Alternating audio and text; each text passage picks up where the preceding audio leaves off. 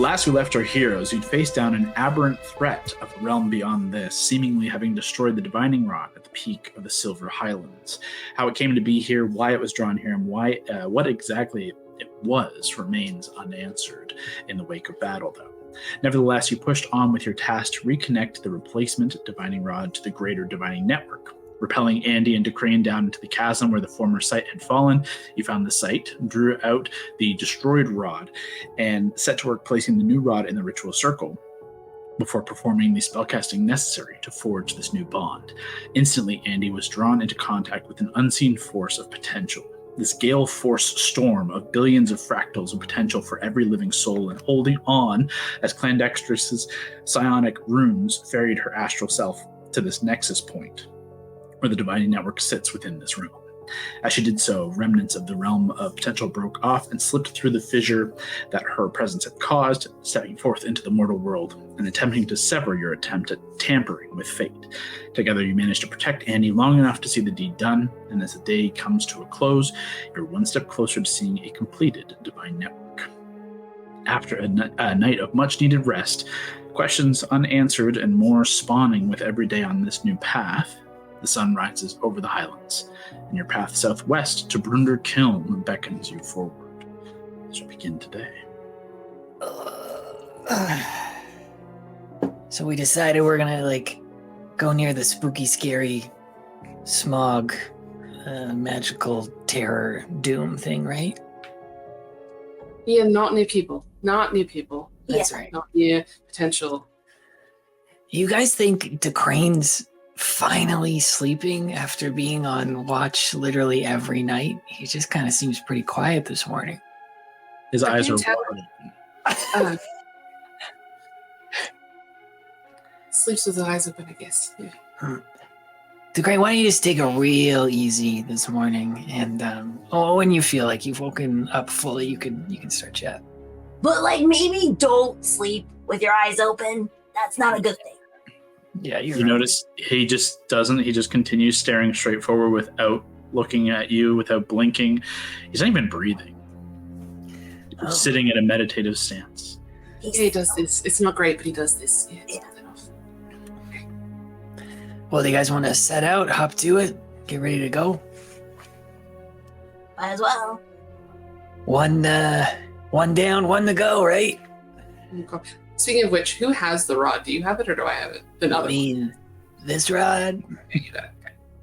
Do you want it? Because maybe you should have it. It's kind of your thing.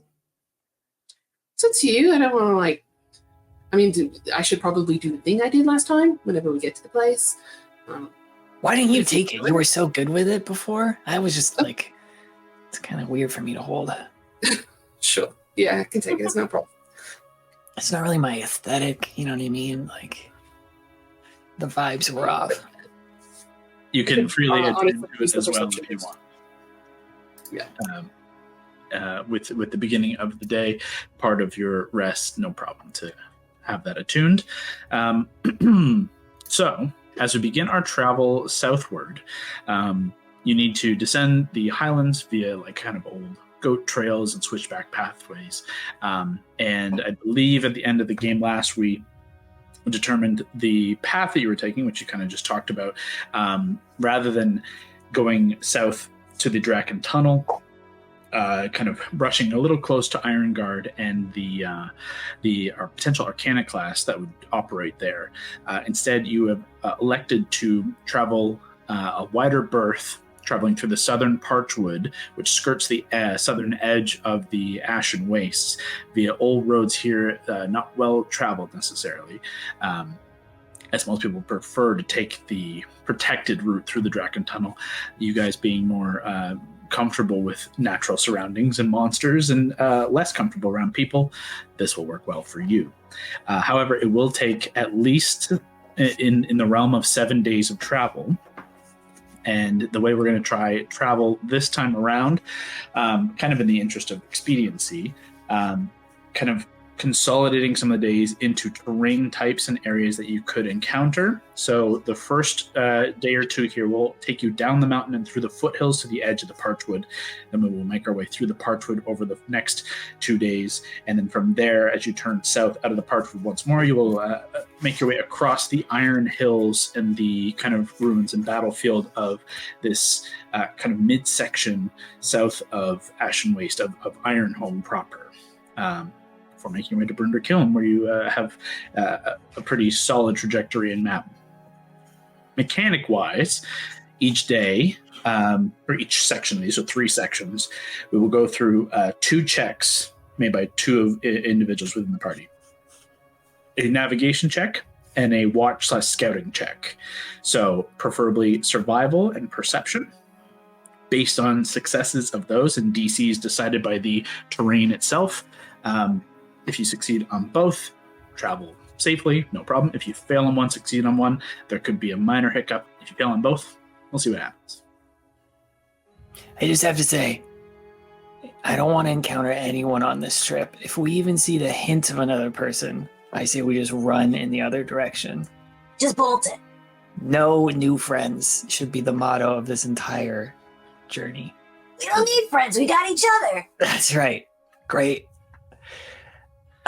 Speaking of, I could take like a scouting position. I feel like pretty comfortable like in the woods, so I could be using perception for this first bit of this.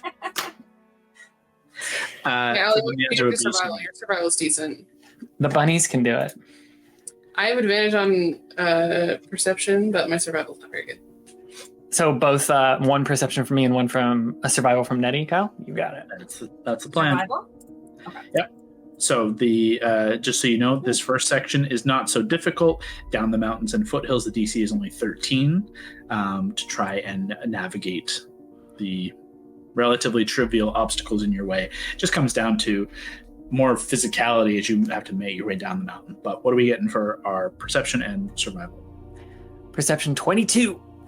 And 17 for survival. Yeah! With ease, the descent is slow going, and you make your way down with minor bumps and scrapes as rocks do slip underfoot. Nevertheless, you feel a little worried as you feel like you're slipping, but with the aid of your fellows and your own nimble capabilities, nothing is lost and no real damage is done. It's physically tolling, but not so that you are feeling exhaustion in any way, and just continuing down on a relatively quiet 2 days as you make your way down the mountain, camp at the foot of the mountain, and then across foothills with the kind of looming darkness of the Ashen Wastes kind of growing ever closer as you get to the edge of the Parchwood. It's kind of perpetually in your periphery, and off in the distance is this dark space, this shadow at the edge of your vision that you can never fully kind of, even looking away, you can feel the tickle at the back of your neck and the back of your head as hair stands on end, knowing it's there. It's always something that's present in your mind, and you can't quite shake that, so it's a little unnerving. However, you're able to continue on. It's muted for my question. Like a question. Would you describe the Ashen Waste as like, and maybe we're not close enough for this, but is it like a foggy, smoky thing that's kind of like bleeding out, or is it more like a direct, like, my only thing I could think of was like the solar eclipse, where it would be like day night kind of thing? More like that vibe? Or without being at the edge of it, like you're still like a day, 2 days travel. Okay. It's hard to distinguish if there's a hard line, like if it does have that like day night on either side. At a distance, the best you can kind of imagine is it does have this element of like contained, like it doesn't seem to just continually spread, but it is difficult to see where that line is, like why it stops here, but it seems to kind of extend a little here, and it has this kind of smoke and shift with it in terms of like texture. Like it's very difficult to ascertain from distance. Cool. I think I'll be keeping an eye on that, just like a closer feeling. Obviously not liking darkness and thinking, always feeling that in the back of my little neck. Yeah, I will actually give another element as like after that at camp on day 2, as you're basically now at the end of the second day. You've just been crossing foothills and over mild, simple travel, overland travel. You've not really seen other people, thankfully, and as you come to camp, as the sun begins to set, Ray doesn't normally do anything without your kind of say so. There's a little bit of kind of like fluttering around, but typically you're aware. Typically you are in communication, in whatever way you deem it. As you get closer to this point, with this on your mind, you notice Ray is like quivering in an odd way, and like you can't tell if it's a magical element or if it's a fear or what exactly it is, but there is like a response, and you notice that she is keeping hidden within your coat, or like if you have a pocket that she tucks into, like she doesn't want to be out. I would feel worried by that, but also trying to coax her out, trying to be like that, but then also scared about that, and maybe trying not to, keeping her tucked in, but internally feeling worried that she's detecting something, or there's something spooky that she's being affected by. Mm-hmm. Nothing further comes of it. She doesn't do anything more, and with enough, an hour after, as sun goes down, an hour later, as you're like coaxing her, she does come out and is still playful and is still energetic and kind of bubbly in her little ball of light. But when you go to like settle in for night, you can feel this like faint quiver still to her. I'll just be a little tighter with my jacket around her, just hold her a little closer.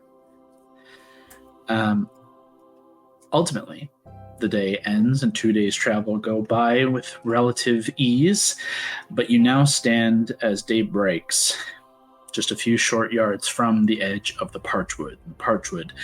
You see these birch trees would be the best approximation, but they have this kind of tall, spindly, kind of less foliage, if any foliage, to them.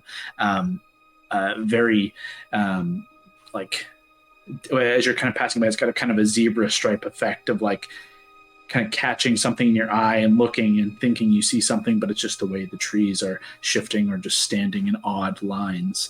And it'll break every now and again for a wider open section. But the main element as you begin to travel in here, and we'll go through the checks in a second, the overall topography is kind of pseudo-marshy, a lot of squishy, like waterlogged areas, a little like you have to be very careful about where you pick your way through these mosses and fungi and all these kinds of things, and a surprising chill. You're getting into the winter months, but this Parchwood has like an unnatural chill to it. As you begin this leg of travel in this terrain, I will need again survival and perception from whoever wishes to make that. Andy, do you want to do perception because you have advantage, or do you want to keep going? I'll Go try.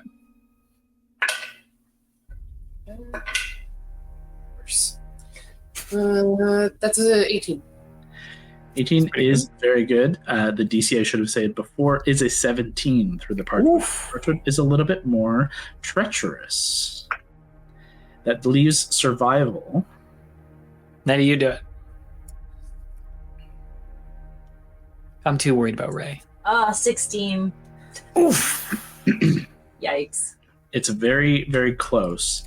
As you guys begin to make your way, as I described, you're kind of making your way into this marsh, and you ultimately end up having to file and walk through this area single file, really leaning on Enid's survival and her natural capabilities to kind of lead the path and find the areas that are the least bit treacherous to walk, trying to follow literally in her footsteps. And you're doing a very good job of finding a safe route through, and you're confident in your direction, that you are leading everyone in the right, along the right path. You're not so deep into the parchwood that you're getting close to the Ashen Wastes, and not so far out of line that you're going to go off course here necessarily. And the first night, you camp comfortably, somewhat. It's still kind of damp, but you have the appropriate gear, and DeCrane is the only one who is not accustomed to camping in the wilderness and dealing with temperatures and weird wetness and stuff like that. The three of you, no issues. Morning comes again. You continue on in the same way you did the day before. However, as you are not long into the day, on day 4, Andy, there's just something's been at your mind this whole morning. A little precognition, perhaps. Just something just tickling the back of your mind. Like something has been watching you. Something's eyes have been upon you. Camp, you were confident. Divining rod at your side. You didn't see anything. And one of the advantages of the parchwood is it's not thick foliage overhead, so it's a decent amount of light that manages to come through despite kind of low cloud and even areas of fog and mist, especially in the early morning. But the sightlines are relatively open. But every now and again, those zebra-like stripes in the trees, something shifts. You turn quickly, expecting to see, hoping to see something small and bestial and not something monstrous. And you never do see anything. All the while feeling something. Do we hear, are there lots of, birds? Or have we seen any other wildlife other than... Dead silent. With the exception of faint, wind and the sound of your own breath and stepping through the sludge and moss. You hear no birds. You hear no chittering of any kind of squirrels or any kind of animals. It is unnaturally, uncomfortably quiet. You just made me change my playlist. Got to change to the serene playlist now. There. Go ahead. Oh, no, I was going to say, do you guys want me to send out to tweet to quietly float around? Maybe that's a good idea. Suss out stuff? I'm floating around. Yeah. Scouting. Sure. Yeah. Okay. If you want him to scout via perception, let me know. Or if you want him to just kind of be doing anything else, feel free to let me know. But perception would be just kind of scouting and doing his thing. Okay. Yeah, let's do that then. Sure. 10. It feels right, though. It feels right. He's like, da, da, da, da. Just starts floating around real lazy like. You send Tootsuite off, and for 2-3 hours, you guys walk with no issues. Tootsuite kind of, you hear, in branches, and then takes off, and you hear the fluttering of his little his fur as he flies through the air. Alights on another branch, and you lose sight of him here and there as it goes off. But you always have your connection that that whether things are okay, or he would let you know. Obviously, you'd know if a connection was severed or if something untoward was happening. He can let you know within quite a decent range. Two things happen simultaneously. Andy, you have another one of those moments of feeling something watching, and feel that prickle, the hair on the back of your neck stands on end. And at the periphery of your vision, something shift and move. However, this time it's accompanied by a terrifying roar, and see how many attacks Tootsuite suffers. Oh no! Oh no! Oh no! Yes. How many hit points does Tootsuite have? Not a lot. Let me see. He is our king. The first is a nat 20, the second is going to be a 21, and the third is a 16 to hit. Oh, he's long gone. 12. In a Andy, what catches your eye at first, and then Enid, you feel your connection violently severed to him as a lumbering beast, somehow seemingly in open sightlines and just these birch trees, leaps, snaps the tree in half that Toot Sweet had a lit on, pummels him into the ground, and in a furious this massive 12-foot tall, like 8-foot wide, almost like gorilla-like beast with like sickly green skin and a humanoid face with fangs and horns that curl with matted black, like inky hair that strands down, like eats into Toot Sweet before he disappears in a puff of face smoke. The advantage you all have is it doesn't seem to have spotted you. And Andy, you are confident in it's like 100, 200, 300 feet off. Like it's a ways off. You're the only one who has seen it. All of you have heard it. What do you do? I think I just grab Nettie, just like in in fear as to what that was. Let's see if I have anything, but I don't really. Does anyone see what that was? Something not good. Something big. We really hope that Toot Sweet doesn't remember all his deaths. Yeah, me too. We should probably move the other way. Okay. Can we stealth it out? Ray, I think we need a little help here. And I'm gonna cast Pass Without a Trace on us. Nice. Sure. Go ahead and give me. Let's go with a group stealth check on this one. Scott, I'm gonna give you disadvantage on this because you're casting something. Sure. But it's a group stealth, so it's gonna be a group check. And is this before Pass Without a Trace comes off? Because it's in the act of me casting it? Exactly. Like this is the immediacy of it. Any I further rolled the same thing. Nice. Further checks you begin to move will encompass the plus 10. I rolled a 16. I rolled a 16 twice. Like a 14 plus 2. Twice. Oh. So 16, 16. 5. DeCrane's roll. The dice hate you this campaign, Allie. I feel like you've gone through it. I have no idea why. I don't know. They hated you when you were Alana sometimes too. So funny. Yeah. Well, especially with like initiatives, right? Yeah. What did DeCrane get? Sorry. You rolled a 19. Okay. Ooh. Okay. So collectively success over the creature's perception of 13. However, as you guys immediately, like you feel the shroud of the like anti-light that Ray puts out, and immediately you feel like your steps suddenly become a little less squishy sounding and is cushioned ever so slightly on this kind of like light that now like forces a barrier between your foot and the ground.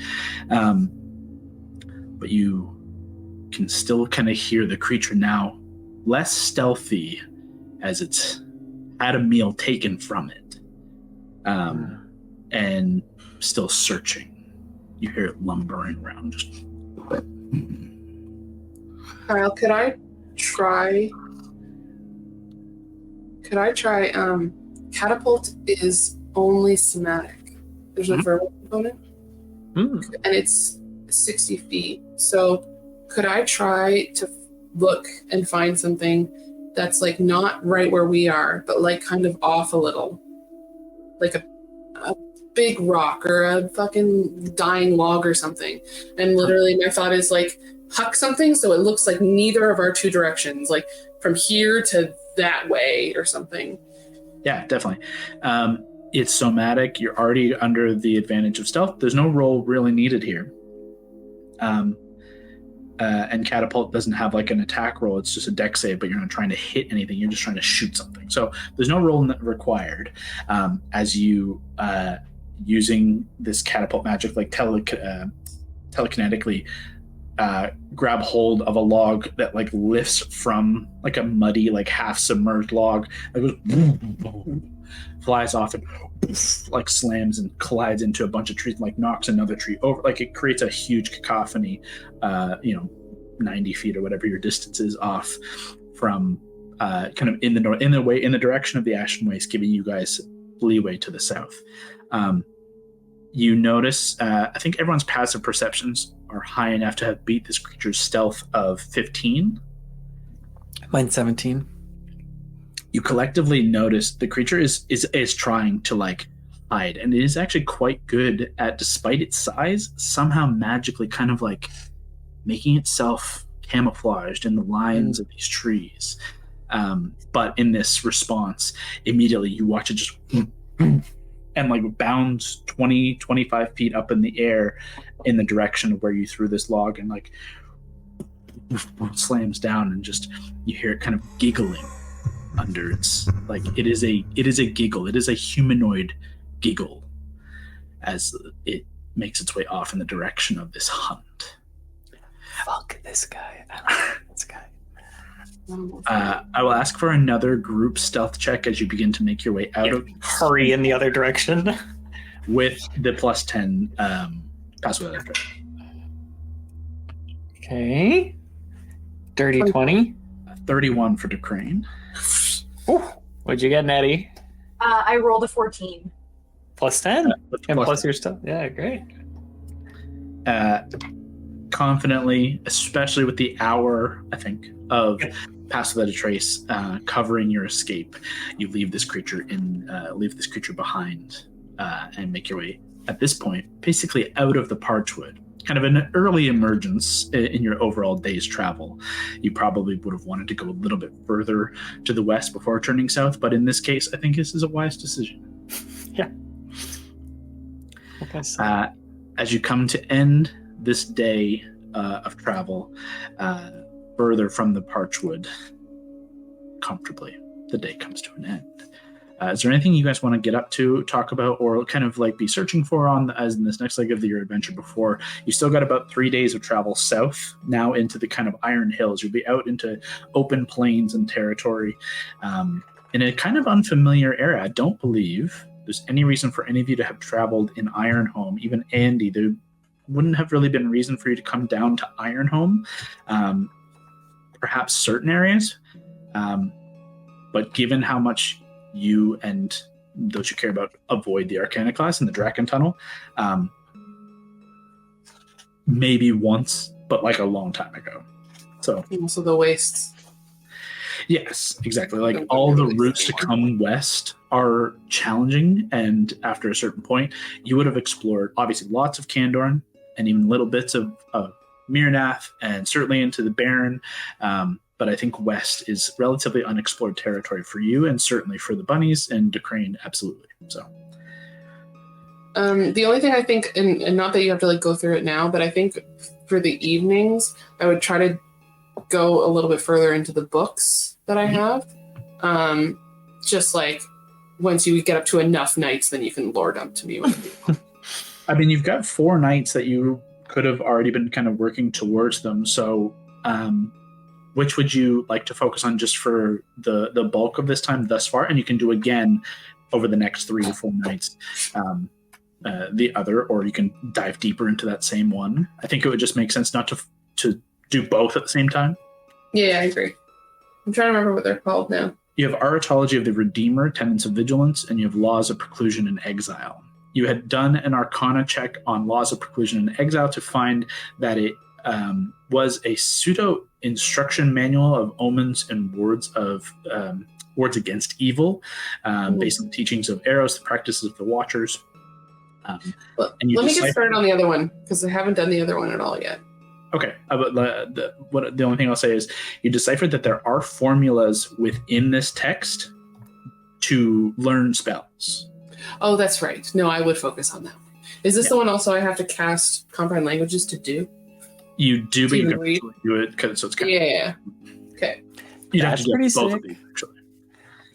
Both of these are going to be written in an old, more or less dead tongue. It's kind of like a little bit of like the next version up from Latin. Like you recognize enough, but not all.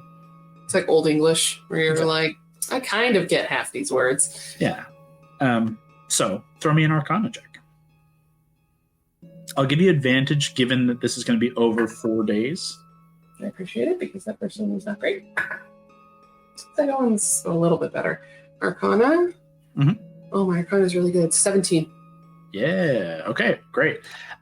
Over the 4 days, we'll call it the full 4 days. This is the end of this 4th day of travel now, and you've kind of hit a point where like you've been marking things off, and you found there is a formula here for protection from evil and good.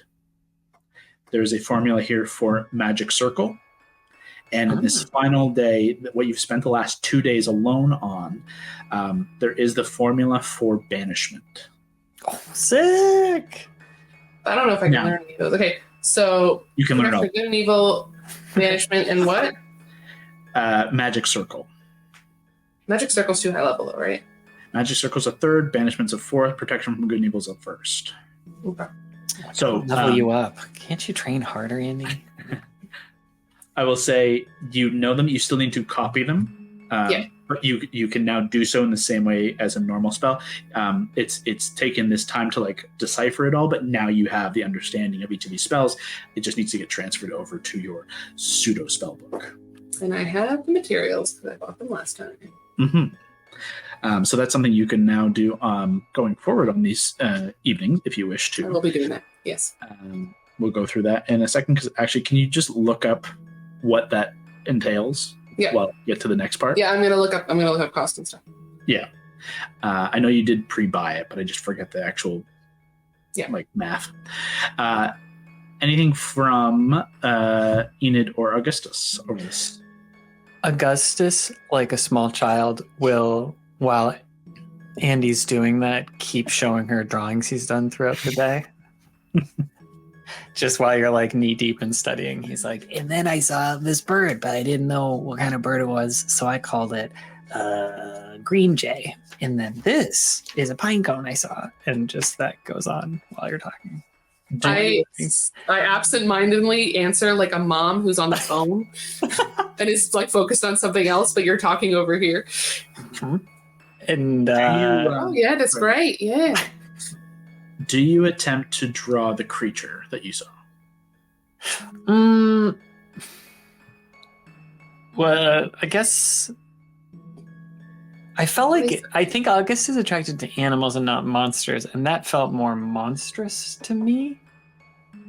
I think he's more liking to document like nature in its beauty and maybe in its like frailty, and less attracted to drawing scary things like that. So I don't think he'd be into it. For sure. He would. I didn't want to bother you. We can keep going, but he will be on the lookout for any animals. It sounds like there's no animals around, but he's always trying to look for more animals that he could potentially wild shape into. The first 2 days you would have seen more wildlife as you were like making your way through the foothills, but they would have been the same kind of wildlife that you would have already seen in your checks previously. The Parchwood was oddly barren of that. Barren, yeah, exactly. Going forward though, I'll take that into consideration just with your passives, which are high enough. Enid, anything for you over these days or this evening of rest? Just this evening, I'll probably be quiet if Augie's off doing his thing. I'll just I'll take out my bow, and I'm just gonna kind of look at the markings on it and just kind of analyze them and replaying the conversation in my head that we had, where it was like, you know, I'm pretty confident I made this bow. Why is there another one out here? So I'm just replaying all of that in my mind. Yeah. As you're kind of going through that, go ahead and give me an insight check. Ooh. 13. Okay. You try as you might to dive deep into a memory that you know is there and not at the same time. You know this thing exists within your mind because it has to, but you cannot for the life of you find the path that would make sense for it to exist. The way that you and Augustus began life as you know it is very different than anyone else around you. You know that there has to be something before, and you know somewhere in your mind it exists. But you're just not at a point of understanding capable to push through that barrier. But every time you look at the bow, in the same way that you had that visceral reaction to the scent in the harbor in the north, there are the echoes of something you can't quite grab, shadow and smoke in your mind that you just can't quite grasp hold enough, long enough to get a clear image. And every time you try, you slip in and out, and hours pass in the blink of an eye as you drift in between worlds in your mind in this kind of pseudo-meditative stance, but unfortunately unable to come up with anything concrete. And this one I call a grade bird. Is it what? Great. Is it like a Yeah. pan? Wait, sorry. I'm trying to... Gray. Are you even listening to what I've been saying? I'm honestly not really. Yeah. This one I call a red jay. Just never Is it just a acknowledges. cardinal? A what? Cardinal. The males are really loud. Females are like, they have like the thing on their head. They're like little blue. I'm sorry. I need to start this part over again. Cardinal. Writes it down. The evening of rest comes once more, and a long rest achieved. If there was any of your spells expended there, you get them back. It's 50 gold pieces and 2 hours per spell level, by the way. Okay, so They're not this night, obviously, but how many gold pieces of material do you have? I have 100. So you could do 2 levels. So I can do 2 firsts. you did 2 first. So you can get protection from evil and good. Mhm. Is that what you're going to do over the next couple of nights? Probably. Because I can't bother with banishment or magic circle yet. I don't have enough stuff. You don't have enough materials, and you don't have the spell level to do magic circle or certainly banishment. So, but you know you have them in the back pocket. But you can feel free to go ahead and do. You can mark that down as a learned spell. Great. And I don't think I get have rid to of even 50 gold of your material. check or anything. Doesn't say. Just says Not for. pay them I don't money. think there is a check because I don't think you can learn things you don't know the level of. No, you're right. And it's not like learning from a scroll, which might have a check, but regardless, it's okay.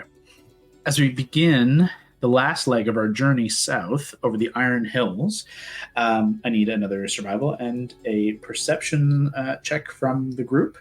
The DC for this leg is a 15, as it is not so treacherous in the ways of monsters, but some oddities and just some natural difficulty along the way.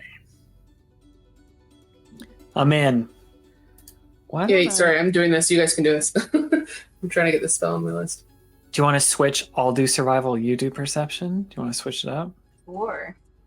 Okay, my survival was, what is that, 25? Rolled Oof. 18 on the dice.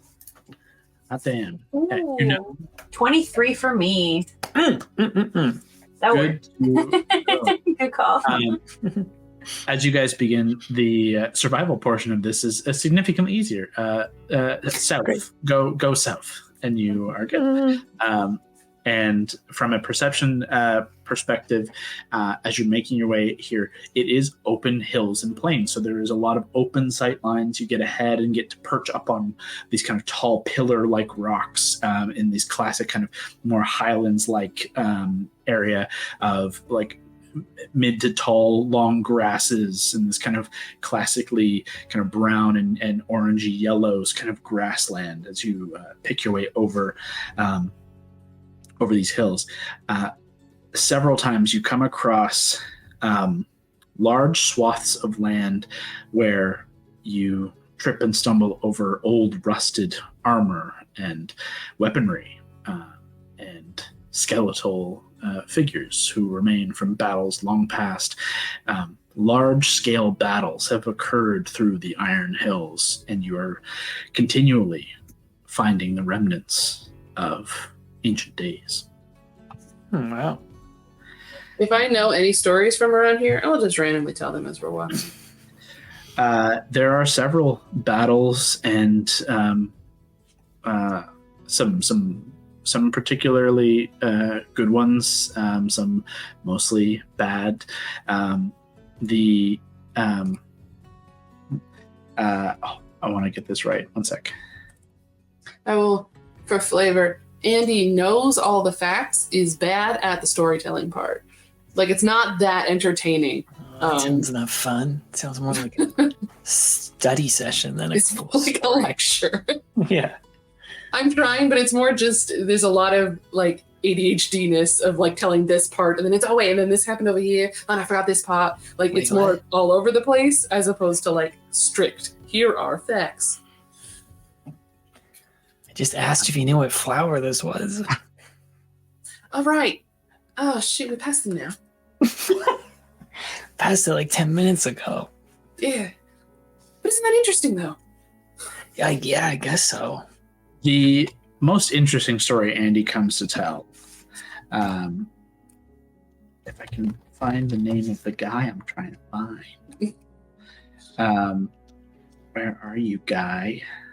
Come on, Thaddeus? Thaddeus the Wise? No, it's way cooler than Thaddeus the Wise. Balthazar the Bold? No, it's not him. As I finally find my notes, the most interesting story that Andy comes to tell is of the Iron Wing Crusades, where the Clan Vestragard and several of these other stout folk clans of Ironholm of an age long past came to defend most of this world from the scourge of Goran Thir Ironwing, an Iron Dragon warlord who rose to significance and power to wage war against the entire surface world.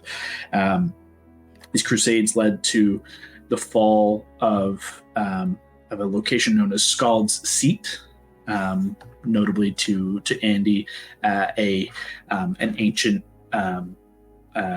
ancient library, and where the these ancient texts of these ancient texts that are these like kind of gold-plated accounts of the days prior to the Dark Ages were recorded and held for a long time until after, unfortunately, this fall of Ironwing.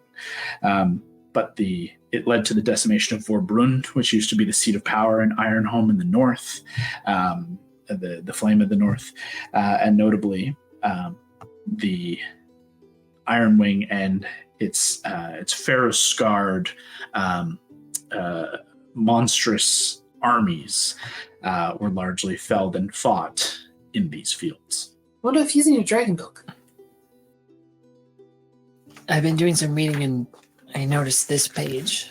And there's a bunch of dragons around a book. Is one of them like iron and with a bunch of armor and stuff? I haven't read that far. It's just, I don't know if you saw this page. I mean, like in that picture. Yeah, no, it doesn't look like it. Oh, I mostly was just looking at the picture. I didn't really read the words part. Okay, yeah. One day I'll read it and I'll give you the cliff notes. But I call this a forest pigeon. Ah. Like a really nice forest pigeon. Oh, that's a gray bird. Sorry, that's not a forest pigeon. That's just another gray bird.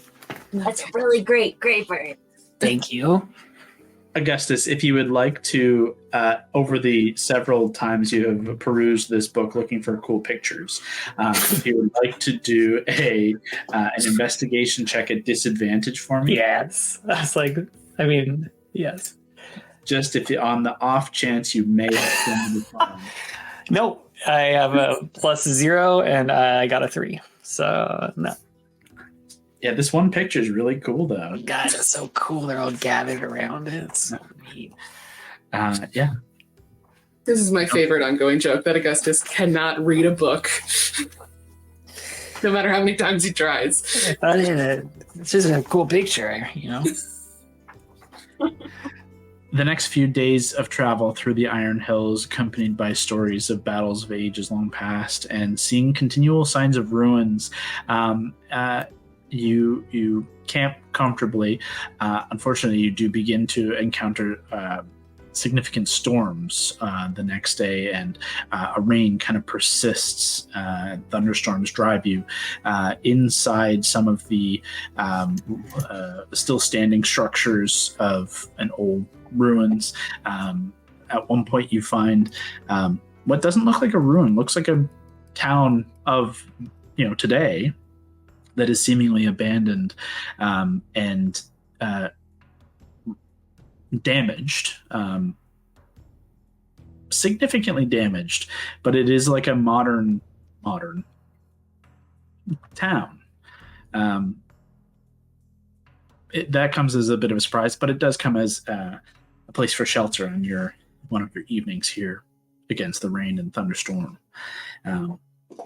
But it is just kind of an oddity that you're just like, what's wrong with this town? Why is it empty and seemingly, as you look around, like it's seemingly fine, but significant damage done to it, but just kind of an oddity.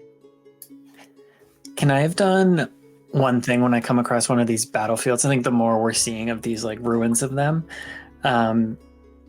and maybe this is in the morning after a storm or something like that, but I think Augustus would get up and just feeling like kind of sad by all these, obviously like the carnage that's gone on here. Can I sacrifice a spike growth spell or even a second level spell slot just to try and make flowers grow? To just like try and put his paws down with Ray and try and get some, I mean, that's spike growth, so it could be just roses, but get some like growing here to add some beauty to it. Yeah, for sure. Easily enough, on one of these random moments you stop to camp, or if when you come to rest at the end of this day, like you don't alter the past. You don't change the fact that these things happened or that these fields are still littered with remnants of death, but you do put your stamp on it and return a little bit of that natural beauty in an otherwise kind of haunting place. Comfortably. It seems to spread out and grow, take on new life. Unless there's anything else from you guys, go ahead. One last cue. Does Ray seem a little cheerier now that we're moving away from that spooky, the Ashen Waste? Okay, great. Yeah, definitely feels like that kind of fear and quiver has abated. I'd say there's still just a hint of maybe something. Not totally right. Yeah. Yeah, but just like the exposure to something, incredibly frightening or fearful or horrifying, it just leaves an imprint that is not going to immediately go away. She seems to have a little bit more of a reaction to that the last couple of days, this experience, this proximity, than she has in anything previous.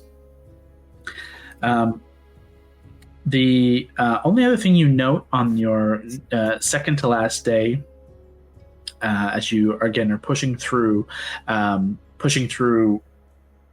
more rain and thunderstorm and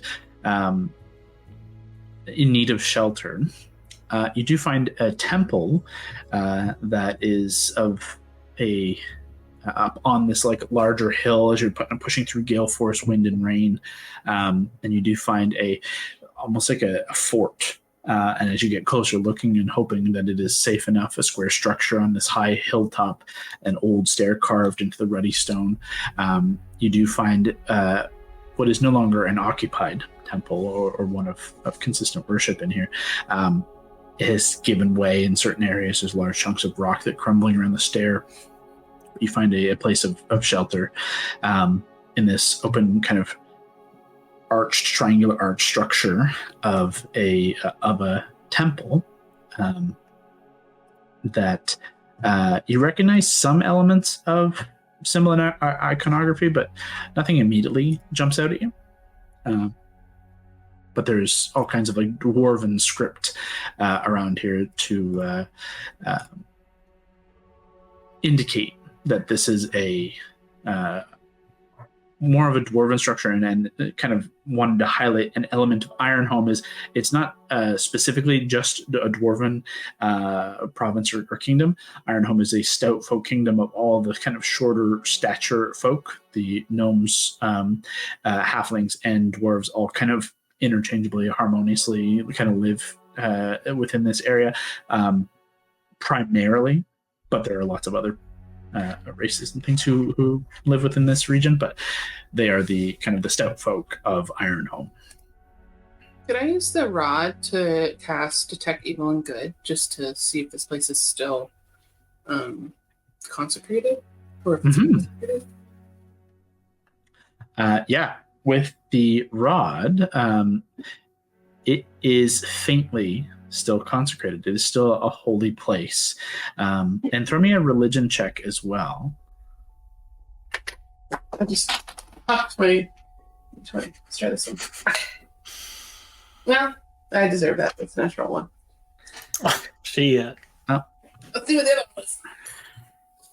Yeah, it's a natural one. It was a 2. Oh.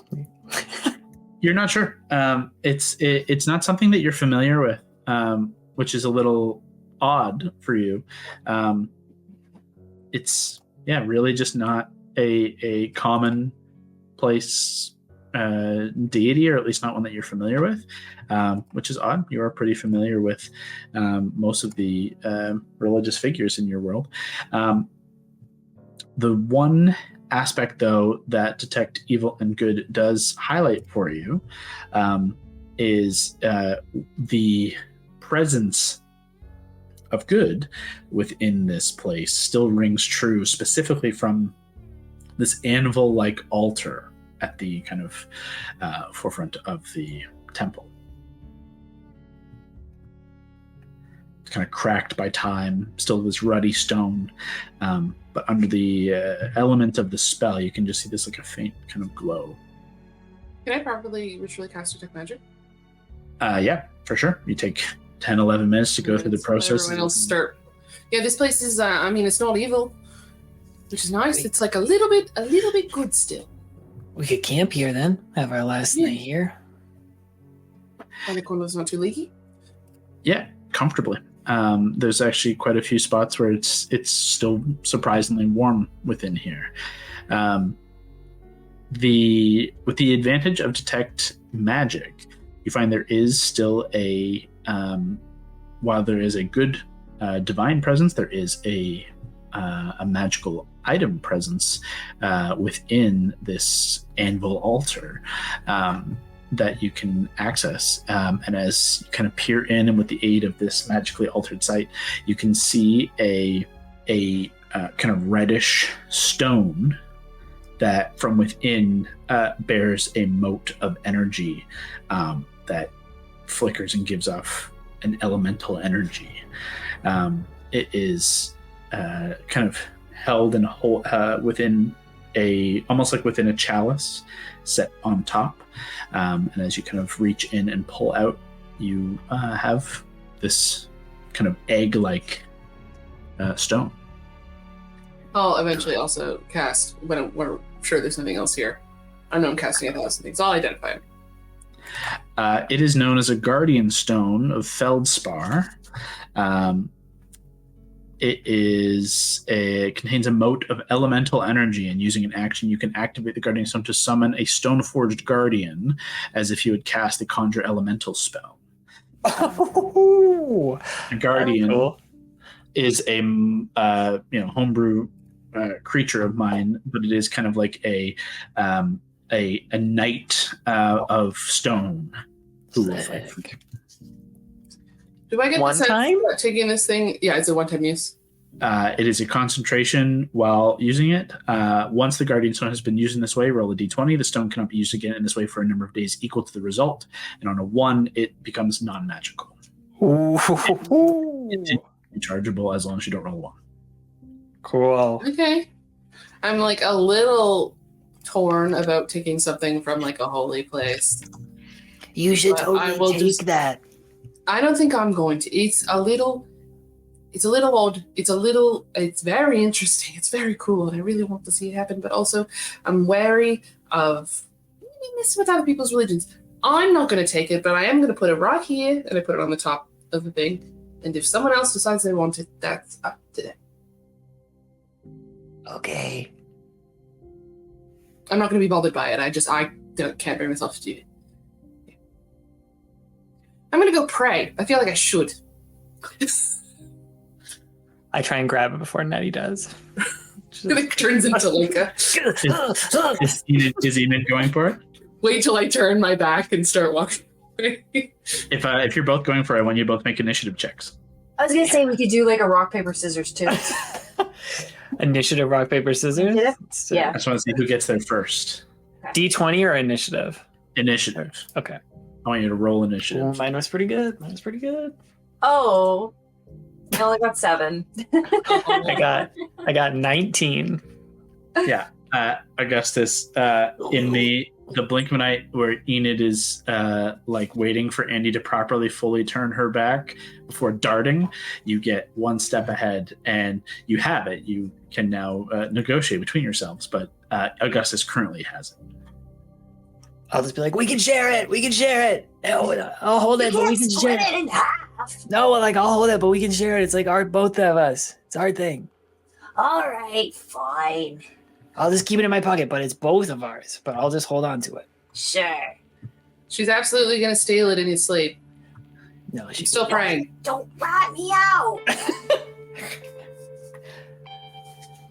I'll just look at it. Cool. With this last night, before you should reach the town of Brunderkiln by mid-afternoon tomorrow, is there anything else you do with your final night before that? Legitimately pray. Yeah. Clear skies and all this shit, which I probably should have been doing the whole time and realize I'm dropping the ball. Yeah, I mean, comfortably you go and pray, and especially given the things that you've been through and the relatively safe travel you've had, it's good to give your thanks to Koros, as well as hopefully safe passage on the morrow. I don't have a plant growth spell, but I'm thinking about my shield that Durble gave me. And to maintain it, it's like plant growth or like some other spell if it starts to get sun on it. So I think I would be just looking at the status of it and if there's anything I could do with my magic or if that could happen in the future. Yeah, let me... I think it had it'll deteriorate over it was going to be a decent amount of time from the initial kickoff of when Durble gave it to you. It's seen some good wear and tear, though. You were still underground for a good portion of that. Mm-hmm. It's just go ahead and make a nature check for me. You got it. 10. It's got some wear and tear. You're seeing bits and pieces of it have broken off, and some of the fungus that is kind of giving it its sturdiness is withering and kind of drying. But I'd say only a quarter, maybe a third is in that state. The rest is still pretty healthy. Okay. I'll just keep that in mind and put it away.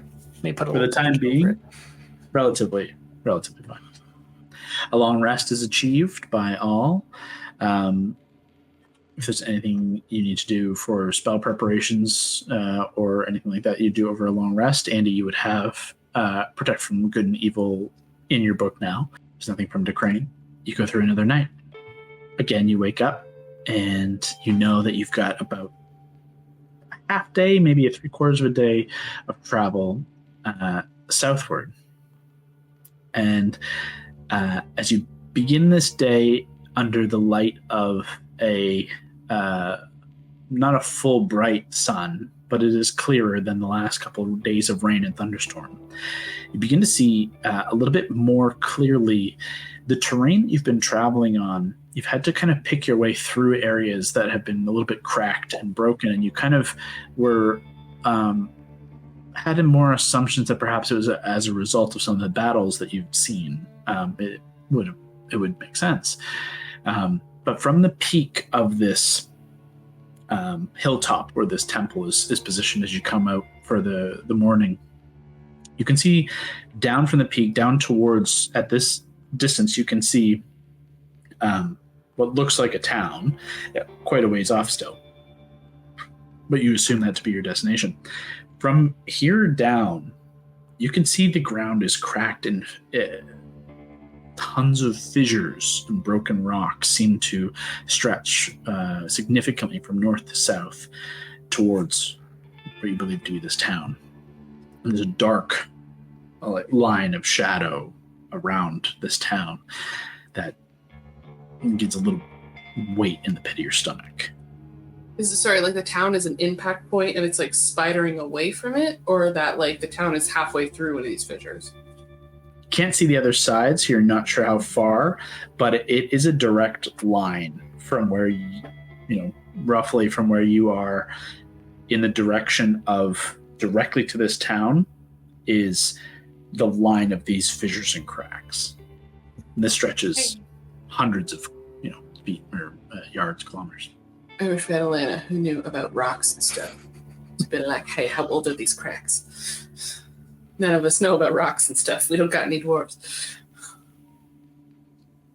I want to go and check that out. Check out that town. Is that where we're supposed to be going? Yes. Based on your survival checks, you have been en route to Brunderkiln. That would be the first town that you would, the first proper sized town. I'm kind of sick of eating good berries, and it could be good to stop there and see what's going on. Yes, right. I'm going to give this speech again. Okay. About not doing, I'm not going to say, don't do any magic. Don't do anything that would be suspicious. We're not going to talk about magic. We're not going to say the word wizard. All of those things. I'll try so hard to remember. I really will. Just glazes over. Please don't get me. But I start looking at a bird, just like watching the bird go. Hey, not focus on. Please don't get me killed. Oh, okay. Please, thank you. Yeah, okay. Got it. Yeah. You begin your trek now on the final day to Brunderkiln. By late afternoon, you reach the outskirts of your destination. And as you've been traveling this stretch, have been having to make your way around these large fissures and cracks in the earth that you can look down and see go a significant distance, and have to be careful to step lightly around them and give them wide berths. However, as you get closer and closer to the town, that kind of ridge of shadow that you saw from a distance solidifies a little stronger. Just on the outskirts of town, there is a significant chasm that, you're held off from entry as this massive chasm encircles the town as far as you can see to your right, to the west, and encircles the town all the way around to your left and south as far as you can see. The chasm, you see, as you've kind of made your way closer to it, spans 100 feet across, some points closer, 60 feet across. And as I said, stretches as far as you can see left and right as you come closer to the edge of this town. Beyond the chasm, you do see there's a shadow of a tall plateau that frames the backdrop of this once charming town that now sprawls beneath and up the hillsides up to this kind of tall plateau, though the entirety of this town is now faintly visible beneath a haze of mist and fog. And from the time you left the temple down to the edge of this chasm, the air has grown muggy and sickly, like hot. You're immediately sweating by proximity here. As you can also see, great billowing of smoke from the west from a volcano that is just on the west side of the town. This massive mountain that stretches off still a decent ways immediately in the kind of foothills of the volcano, but it is rather close for comfort. I wonder what the benefit of being really close to an active volcano is. You get to make a history check actually for me as you're mulling that over. Oh, it's almost a 3 and I took 2 at 19. So that's 19 plus 8. Oh, I don't want yeah. This is Ilderfold, the Worldfire Mountain, a volcano of supreme importance to the inner workings of Ironholm and these people here, with the smelting and fabrication of Drakrock, Godsteel, Ironheart weapons and armor. It's pretty significant to work with this kind of heat when you are in a dwarven citadel and kingdom.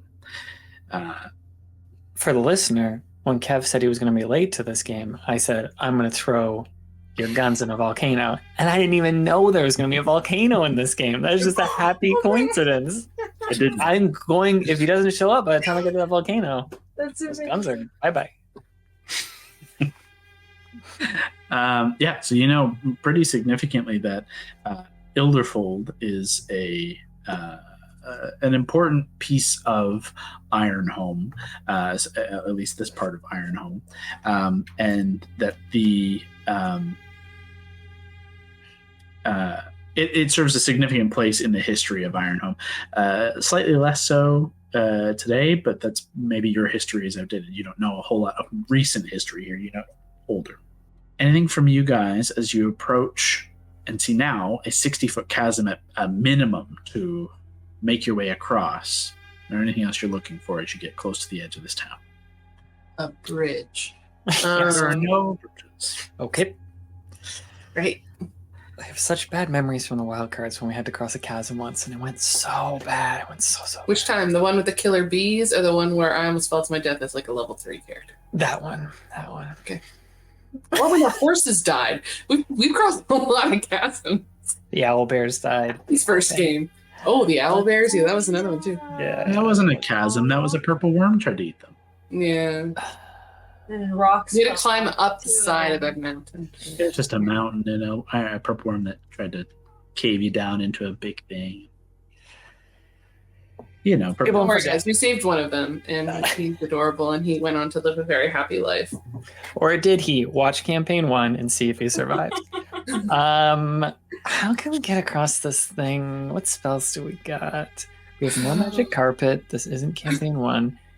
What I will say as you make your way now at the literal edge, it is split where there is still parts of the town on your side. There are still homes and structures. There are fences and trees that have toppled and broken.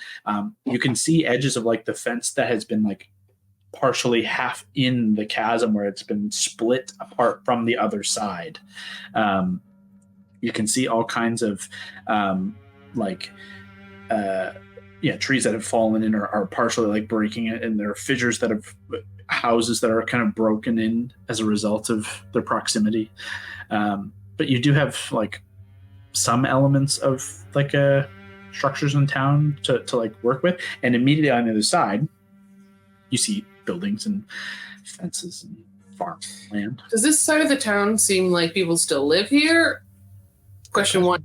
Question 2, the trees that are falling in and the buildings and shit, is it the trees are just living half on the edge now and have grown to accommodate, or is this a newly-ish fallen over tree? Perception check for the first, nature check for the second. Okay.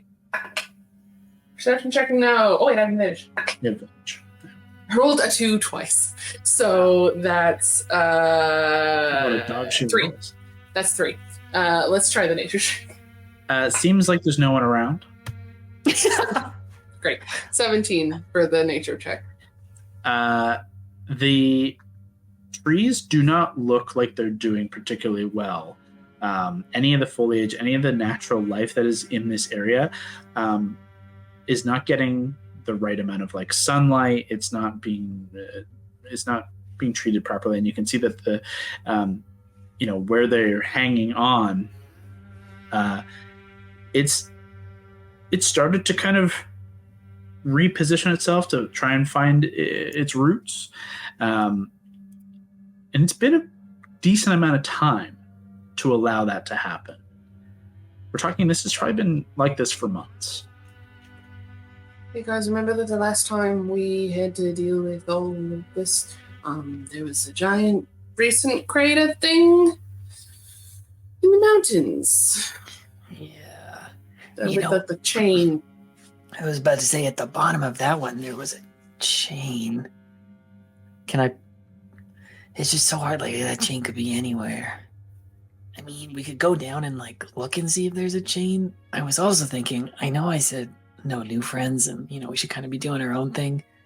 But Andy, when you were droning on and on about the history of that volcano, you mentioned Godsteel, and we do have a bit of Godsteel. This could be an opportunity to maybe get something crafted out of that little Godsteel, like the ingots we found. Yeah, and Decrane's special scimitar thing is kind of still busted. Yeah, that's true. Not that, I know you're not really one for metal stuff, Enid. I'm not sure. Do I know what kind of stuff Godsteel would make? I don't know much about weapons. Same as any other steel. He uses steel, though, just like me. Yeah. Yeah. How much of it do we have, and do we have an idea? I guess we should just ask someone. Well, we could ask someone what they think it could make us. None of you guys are skilled enough smiths to do anything with it yourselves. Yeah. You would absolutely need, a professional. Maybe we should go try and talk to some of the stout folk here and see if they would know. And we could also kind of ask them what the heck's going on with all these, huge crevices.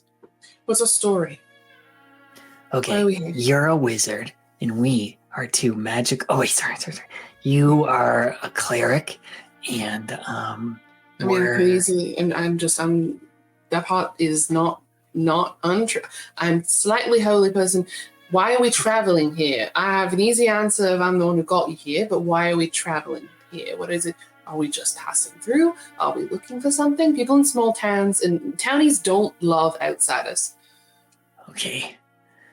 What if there's 4 of us? What if we're messengers or something? Or, we've got a guy who carries 2 guns in the armor of kind of the Arcana class. And then we got Nettie and I, so unassuming, so kind looking, make friends with anyone we meet. And then you have a big hat. We stand out a little bit, yeah. What if you are, what if you're a shepherd and we were interested in the shepherd? Do shepherds take recruits at all? Is that something that happens? Kind of, yeah. They usually join an existing heading. I'm not a pathfinder. Normally you just find a heading that you want to try with. It's a long thing. That could be something. Also, easy story. Is anything past this? Is this just a stop along the way? Also, Enid looked like she might have an idea. Oh, no, I was just going to say, maybe we're going to a party or something. A party? We're going to a birthday party. We're going to a birthday party. Yeah. Yeah. What if no one has a birthday coming up? Everyone's got a birthday. Everybody has a birthday. We can make it up. Okay. Sure. Okay. All right. We can just kind of see where it goes. Maybe no one will ask. I got it. What? It's a birthday party, and we wanted to come here to see if anyone could make some Godsteel stuff out of ruins we found for the birthday present. I feel like we could also just kind of run with the Godsteel part and not think about the birthday part. Yeah, great. These people are known for working with Godsteel. We found some. We want to do something with it. That's great. Excellent. Who doesn't like birthday presents? I'm going to interject for just a second and ask for a history check from all 3 of you. You got it. I had 0. I rolled a 15. That's pretty good. Oh my god. What did you get? 1? A natty 1? 0. Because my history is -1 and I rolled a 1. This birthday plan is going off without a hitch. Terrible. Yeah. I rolled a 24. Okay. Perfect. The things that it is fitting that that Augustus and Andy, you know, like elements about Brunderkiln.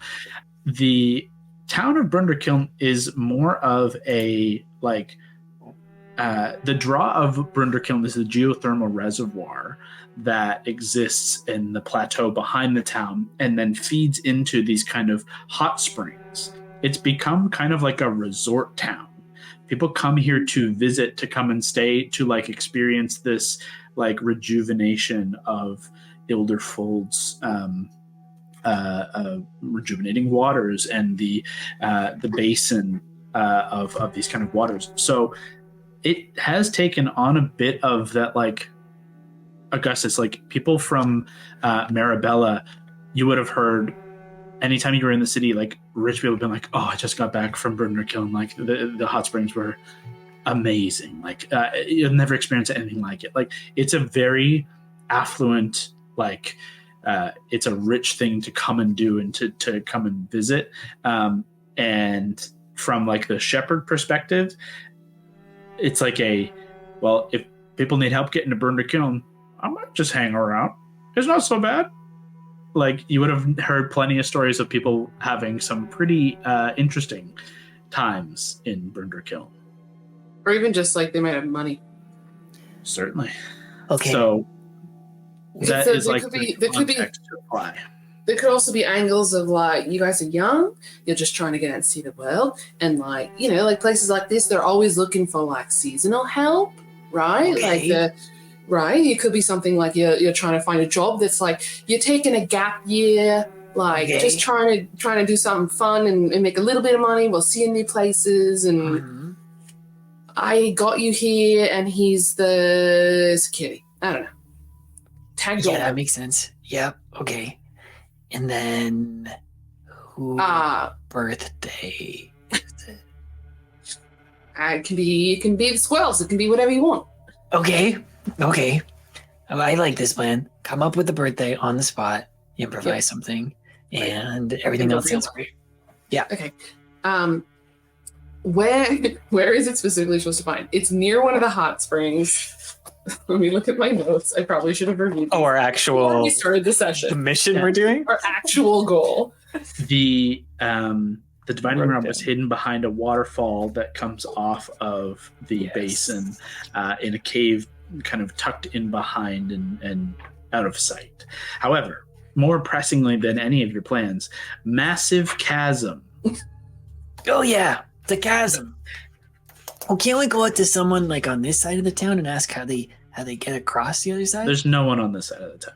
Oh, there's no one here? This section of the town, and it's like abandoned and destroyed. Oh man. Okay, let's find a way across.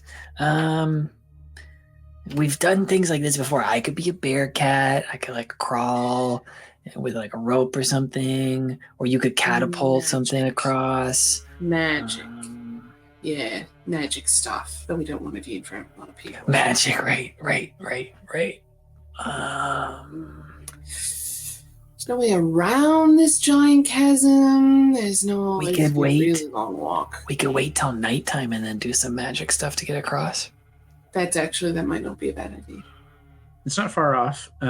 You kind of come in here by like almost dinner time, like especially with all this kind of like trying to figure out what to do. Like you're only about an hour or two from nightfall, like solidly. So like you could easily just like wait it out on the side. I have an insane question. Can you catapult a person or like a small animal? Has to be 5 pounds. A small animal? Not an object. That's a creature. I didn't hear the object part. Damn. That would have been so fun to turn into a mouse, have you catapult me across a chasm, and then That'd be and be like, ow.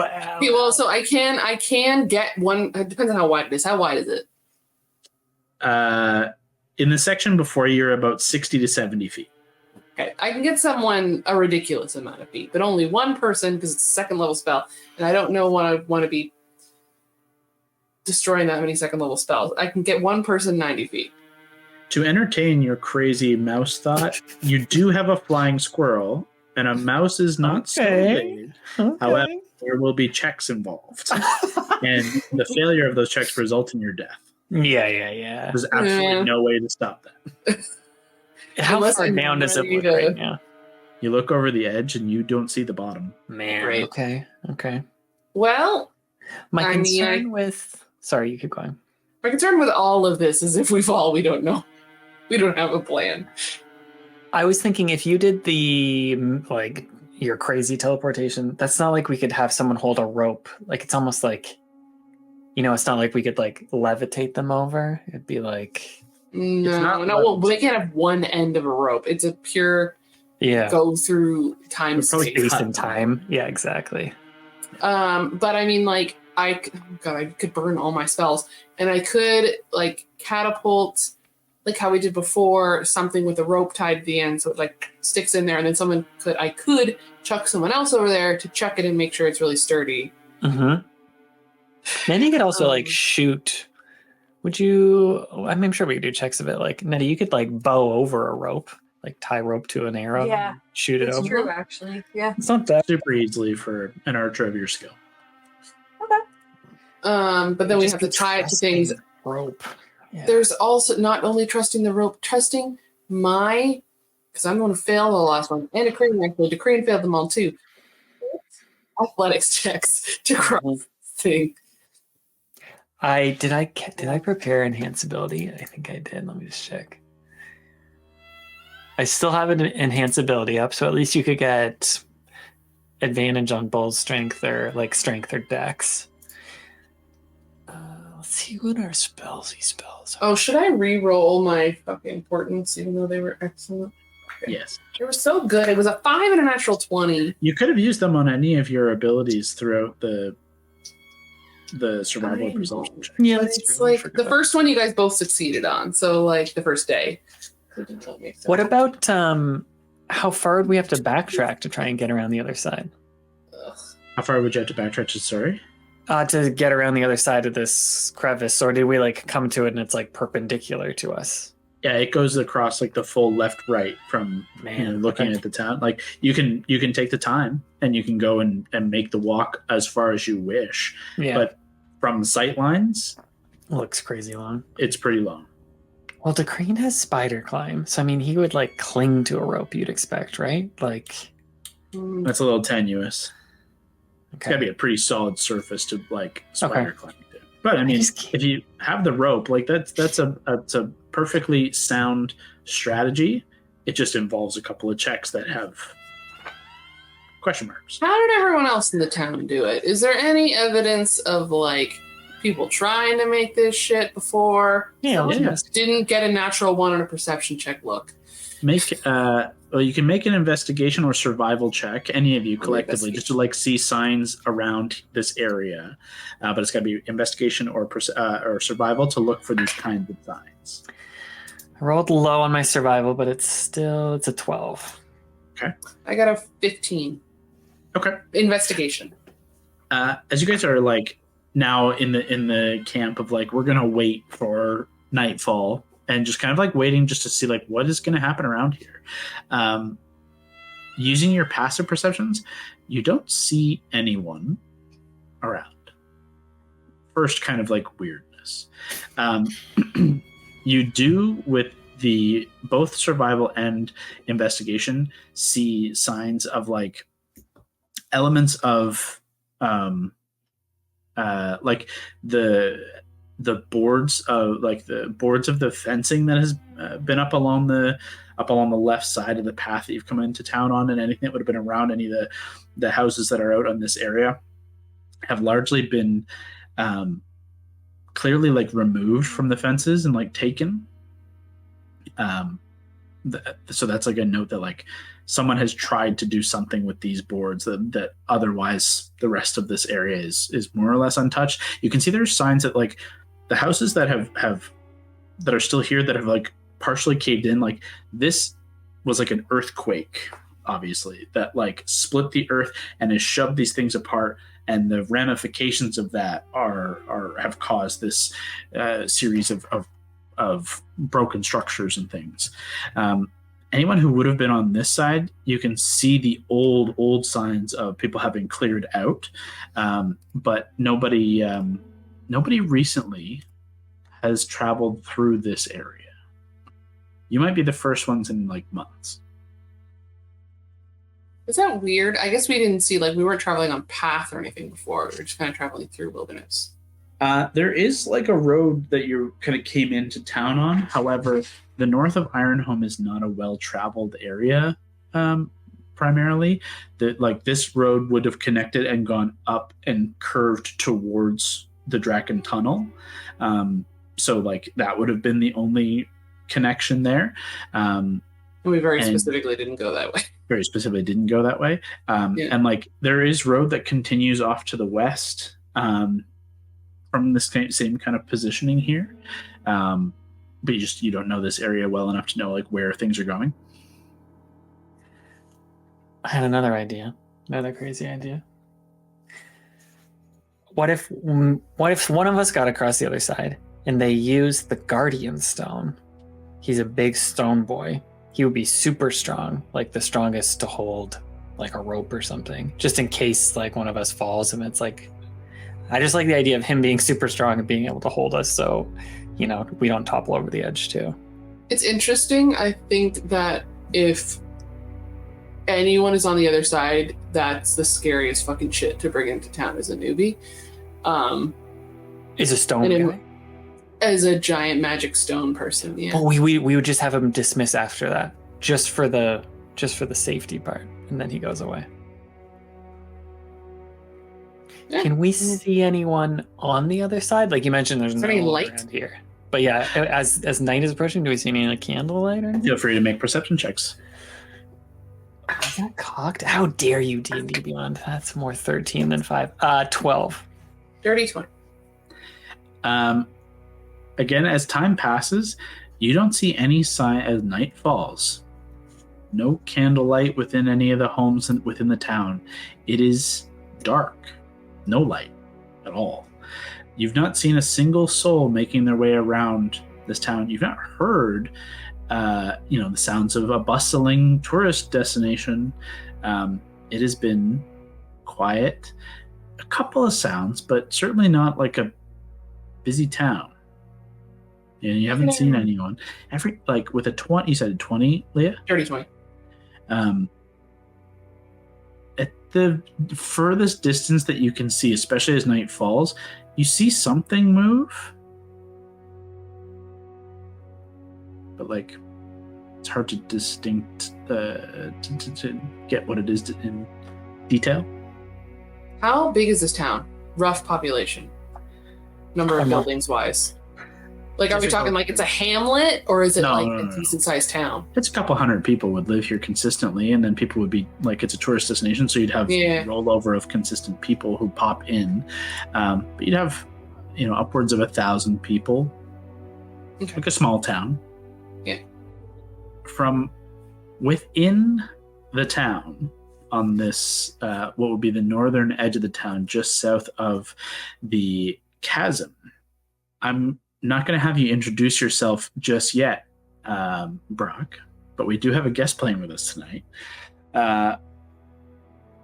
You don't need to describe yourself or say your name, anything, but you have been positioned kind of on sentinel in this kind of north part of the town, as you've taken it upon yourself to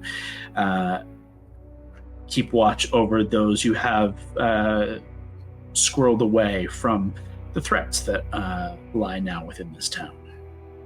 And in this position that you've been in, to the north of the town, beyond the chasm, you see 4 rando strangers approach. 4 idiots. And then sit there for 2 hours, just kind of fucking walking around, just poking at stuff, just chatting idly, not really doing much of anything.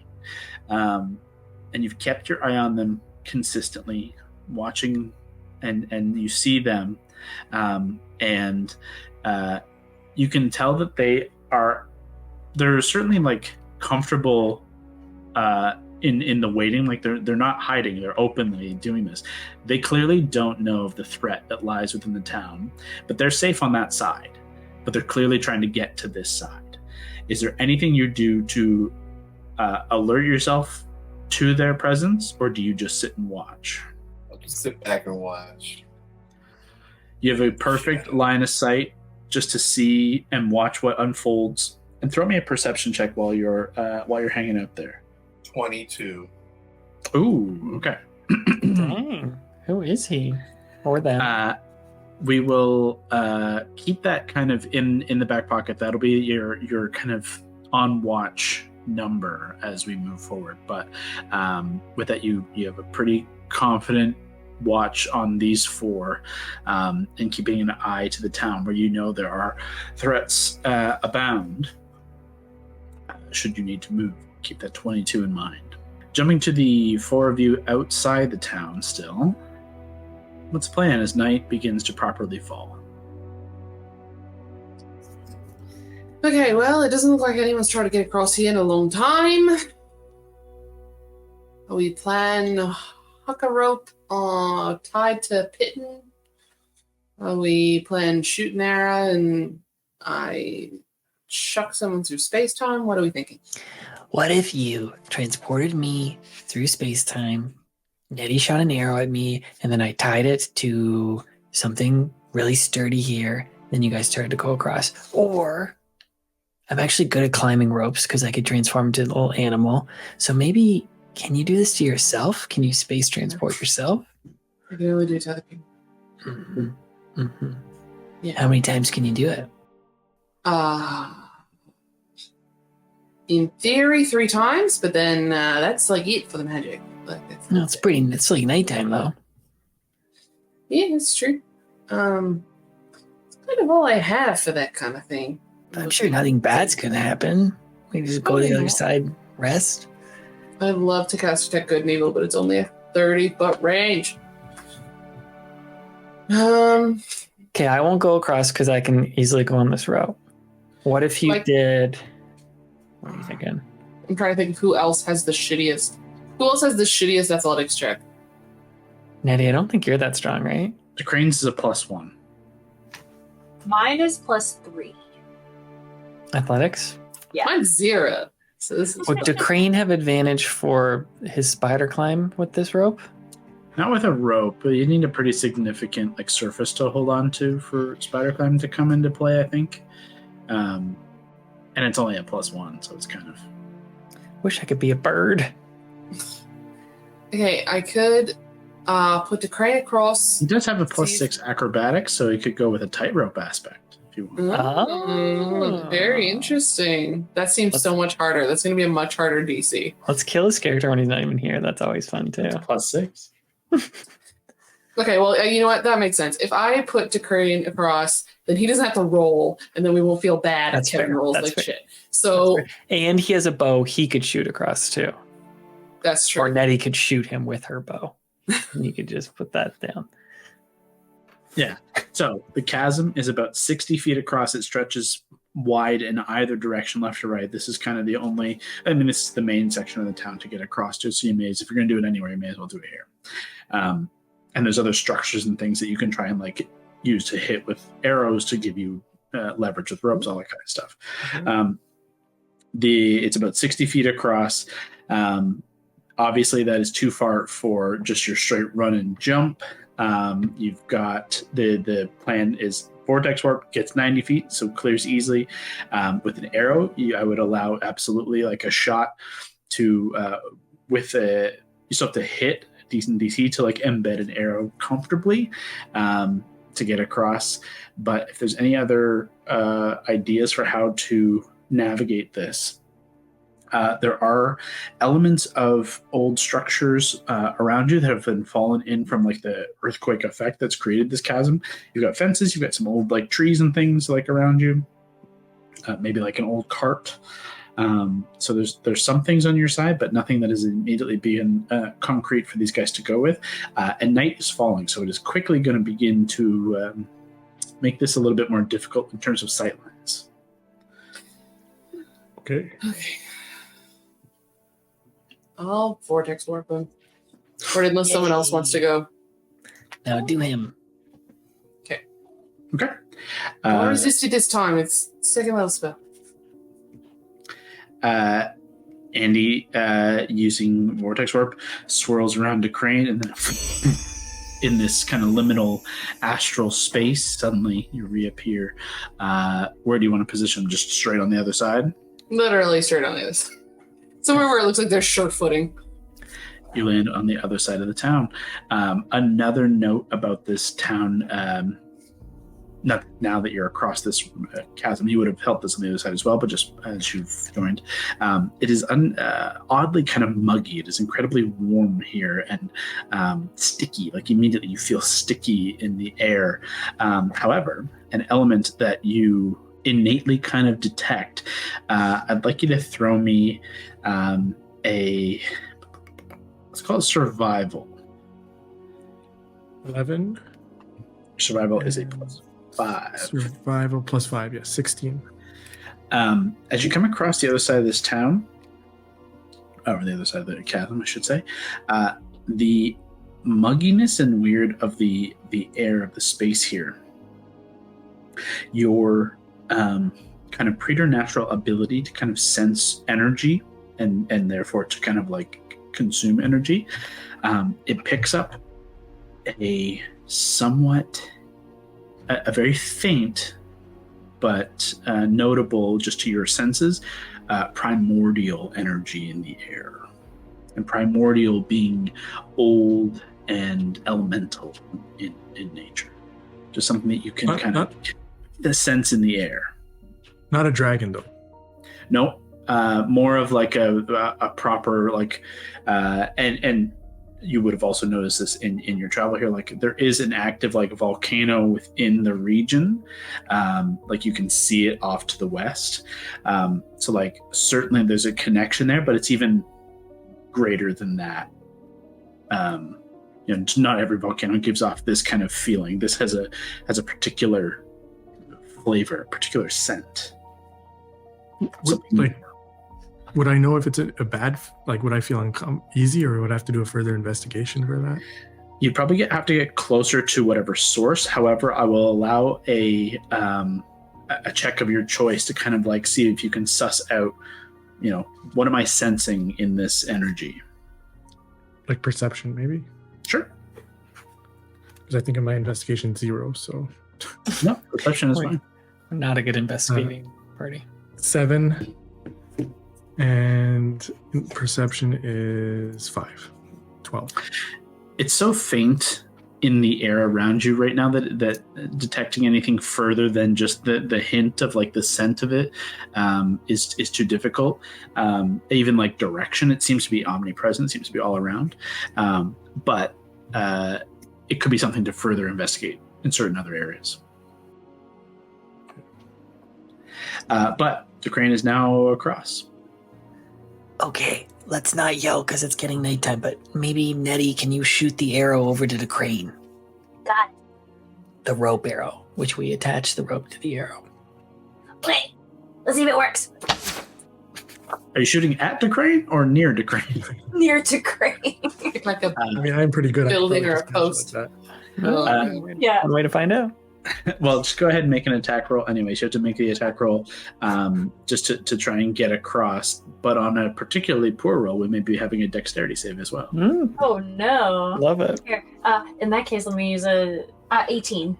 Yeah, comfortably into the ground directly in front of the crane. You're able to scoop down, pick it up, and collect. You have 100 feet of rope strung across this chasm now. So, what's the plan? What's the play? Okay, the crane, as we told you, I don't have to yell this to you. You would tie it to something strong on the other side so that we could start working our way across, because we do the same on our side. I think this is workable. Yes. So could we look to tie it to like a cart on our side or something like sturdy? A tree, a boulder. A cart is certainly not what you want. Yeah, cart is not going to be a good option. Broken, loose cart that we could tie it to. Certainly just a large ball, something spherical. Something one movable. single board. So the Busted issue fence. on the crane side is the strongest things to tie it to. You've got trees that are close. You've got fence posts that are embedded in the ground still, but they are the nearest significant one would be about 20 feet from the edge, and the nearest like strong tree is like 50 feet in. So you'd be almost too far for another to get to the tree, which would be your strongest point of contact. The fence would be within range. It would take 20 feet, 60 feet, so you'd have 80. You'd still have 20 feet on the other side to play with, but it's less sturdy. I don't know if we have anything that we. And then on the other side, on the group of 3, you've got basically the only thing you've got in near proximity. You've got a line of like shrub and bush and That's not gonna work. fence. So again, it's only real fence posts on that side. Strongest further away you go, obviously, than closer to the chasm. Shit. I didn't think this through. We could use the little stone golem guy on one side. Mm-hmm. You picked up a magical item that creates a stone golem man. And then he could hold it there, and then I could wait with him, and then I could ungolem him, collect his little item, and then as a bear cat climb across the rope. But then it's not going to be attached to anything. Maybe I could tie it to something flimsier, but I have a climb speed and I'm lighter. Or I could literally just attach it to my little waist. And then you guys just pull me across, or just swing and smash into the side and you pull me up. On a 100-foot rope. Another option could be, which is so stupid about like getting Kevin over there. This is stone, right? This crevice. Mm-hmm. I could catapult a Pitten solidly into something. We've done that before. It's another spell. It's a first, and I wouldn't want to do it more than once. I mean, you can undo the vortex warping of Decrane if need be. Like, you would have had 2 hours to like figure this plan. Yeah, that's true. We got a little distracted in real life. So in theory, I could get a Pitten. It'd make more sense. Obviously, we're on this side, and I could try to get it to the other side with a rope attached. Yeah, you can get it into the face of like the stone crevice. The only issue there is like, how long does that Pitten hold? I know. Is there anyone on Decrane's side that could help him with this? He could like try and find someone to help him hold it. Decrane, throw me a perception check now that you're on this side. If we're going to continue with that narrative. I could wall climb if that helps. Mm-hmm. I mean, if you fall, yeah, sure. You can get yourself back up. 11 plus 5. 16. On a 16, you look around your surroundings. You do see some movement in the town further, like deeper into the town to the south. But close by, like on the first building on the left, it's kind of a lower stone structure. There's like a kind of an A-frame attic, and from a kind of a window that is looking to the north, you see something shift out of the shadow at the last second. So it's possible something nearby. Like, this town has been weirdly quiet and absent of people. It's possible they're hiding from something, because there's no real activity in the town. You start to get a little uneasy, is what I would say. I am going to fire a warning shot just to see if anything moves there. Not at it. Stop wasting your bullets. You don't have that many of them. We just got a bunch more. Yeah, absolutely. Go ahead, make an attack. It'll cause a big noise too. It'll alert anything around. I make such a big speech about not. Like he wasn't here for it. Decrane wasn't here for that. And even Decrane in-game was there. He didn't listen. 16 roll? Yeah, plus, I don't know what your bonus is. Yeah, the gun is like plus 8, I think. Yeah. Confidently. Yeah. You fire the Star Wheel revolver, and the window just shatters as you break into the side of the window frame, the sill. A resounding sound. Mysterious guest, you are unharmed, but your presence has certainly been noted and oddly hostile. Do you react in any way, mysterious guest, to someone shooting out the window of your abode? Actually, what I will... there? Perfect. How dare you? Who speaks? Who is there? Show yourself. It is I, Shoot again. Coulson Tedeschi Winchester. That is, I will say, an impressive name. I want to interject really quick. Brock, the loud sound that was just fired, and now some pretty loud open discussion, will attract the denizens of the city.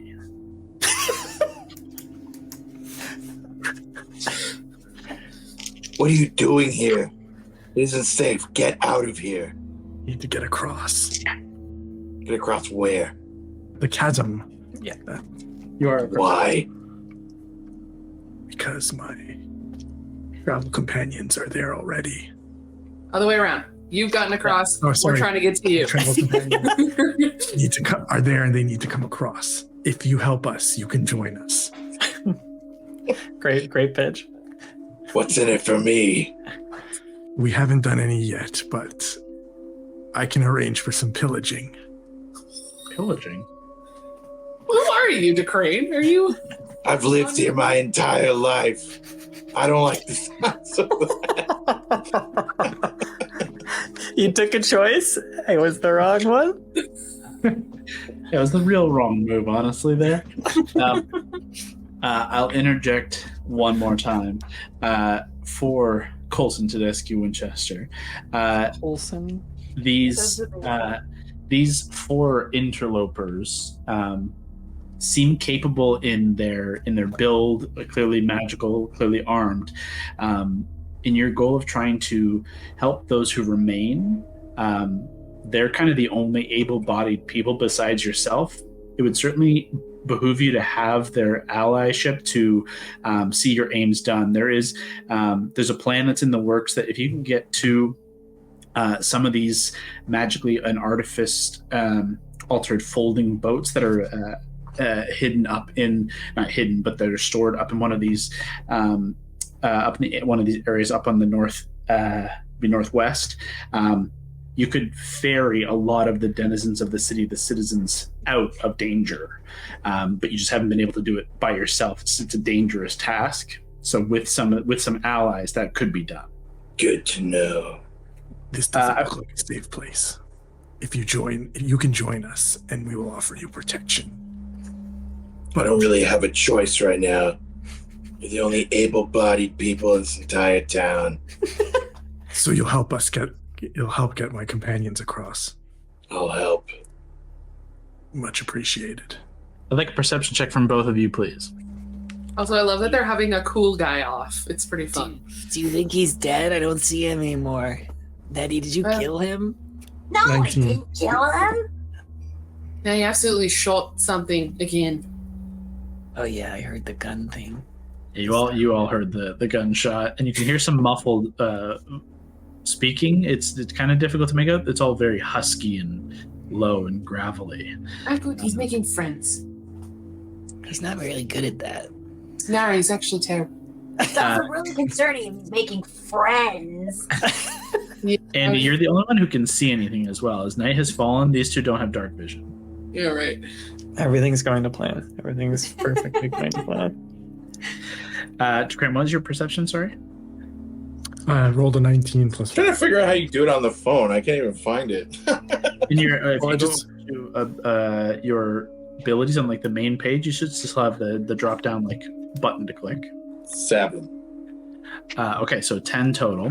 DeCrane, makes more sense. You're the one out on the street anyways. You're the one to see it as well as hear it. Whereas Mr. Winchester here only catches it in response to you seeing it. Rapidly approaching, several shifting forms. The best way to describe them are fast zombies from I imagine. Yeah, that's a good way. That's a good explanation. But 28 days later? 28 days later was the one I was trying to go for. Except instead of just being normal humanoid, they seem to exhibit a familiar sinuous ichor that seems to pour forth from them and break away at their limbs, and from where these former citizens of Brunder Kiln have been fallen or slain, have been re-raised as these aberrant forms. And they sprint fast in your direction. DeCrane and Mr. Winchester, what are you guys doing? So response? We see these zombie creatures now are coming, right? They're within like 60 to 100 feet of you in rapid pace. Take out your weapon. We must fight. I was like, Winchester, what do you have on you? I have my katana. Let's take this fight to the streets. I'll pull out my... Actually, I don't think I have it. Which is the title of the comic. Take this fight to the streets. Do I have my scimitar back or not? You don't have the double blade, but one blade. Right. No, you found it totally fine, right? Like, yeah, we went down, we delved down to get it. Yeah, all is good. You have the double bladed scimitar, you have your gun, you have your weaponry. So I would like both Winchester and I guess let's get everyone to roll initiative collectively, and we'll just see how the other three of you figure this out. You will all act before the monsters go as they rush towards you all. You three are over here. I have DeCrane here. I have Coulson is kind of like, you're technically inside, but to pull you out onto the roof would be all of like 5-10 feet of movement. Immediately, the two of you on this side can see 1, 2, 3, 4 creatures immediately on the ground with some sound around that there potentially are more. First initiative, though, is Augustus. What can I see? Can I see? You cannot see across the ravine now without dark vision, as night has fallen and there's no light on that side. However, you begin to hear rapid, fast movement and this awful sounds. Okay. I think then I don't want to hurt DeCrane. I think I'll Misty Step. Misty Step can go 30. Misty Step can go 30. They each have Misty Step, but it only gets them 30. I even thought about trying to running jump in Misty Step, but it would. It would. I was just about to say you could do that. You could do a run and jump Misty Step. Well, once you get 2 within 30 feet, you'll see. How fast is Ray? Oh, my fiery teleport. That's only 15 feet, though. No, I just mean how fast, because she sheds light, right? Yes. Let me just pull that up. I think she can fly 60 feet. Oh, I have an idea for light. I will cast Ray as my wildfire spirit. That's my action. And I think I'm just going to hold. I don't know what to do. I'm going to cast Ray. I heard him shoot and then talk to someone and then heard spooky things. So I'm just going to activate Ray in my turn. I think it's the easiest. Okay. Enid, we come to you. What do you do? I'll just be like, well, let's invite everybody to the birthday party. And then I'm going to Toot Sweet and turn my thing and Toot Sweet. Toot Sweet pops out beside you on this side. Let's just bring all our friends. That's action there. So now just holding. There's no like bonus action to. So moving on from Enid to Andy. I'm gonna go to Enid, and I'm gonna cast light on one of her arrows, so that she can shoot across and give everyone some source of light on the other side. Sure. So they can see to the other side. Because light is a 20-foot bright and additional 20-foot dim. Okay. Easy enough. You can cast light, and immediately around you guys, it lights up as well. Like even within the quiver, boom, with raised light and this now, you guys can see pretty significantly your area around you. I realize this light is far too bright for the conditions that we're in. Let's drop down to that. Yeah. Spooky. That's cool. Okay, so Andy is your action, and then no, you guys are staying put and no bonuses. My bonus only hurts them, so. We go to Decrane for the first time on this side of the map. We'll swoop over. God, I love this arm. Yeah, to it's so cool. see. Decrane, you're positioned here. This is the building Mr. Winchester was in. And 1, 2, 3, 4 monsters on the ground. What's your passive perception as well? 15. The wisp threw me off. No, it's okay. With a 15, you can also see another creature is climbing up this building and on this building over here on the roof.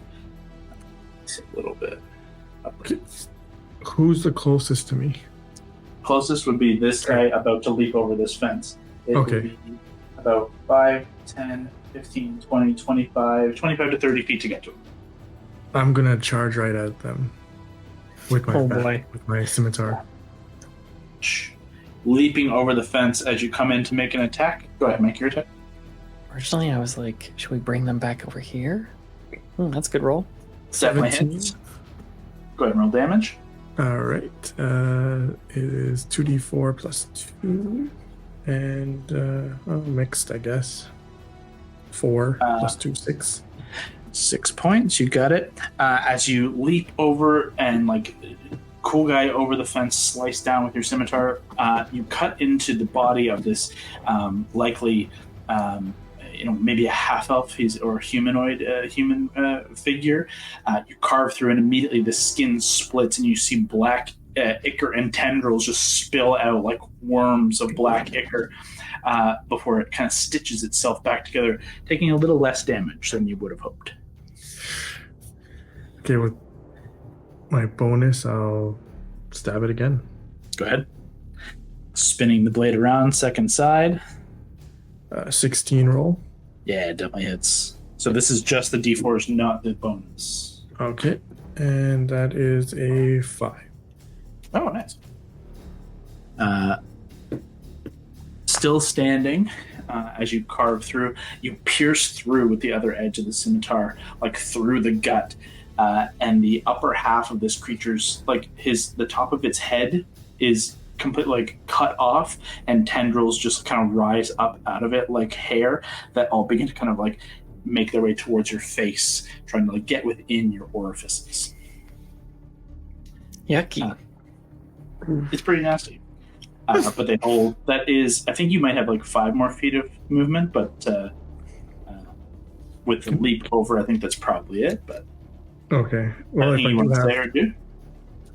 Can I move over the fence back? Do I have enough movement for that?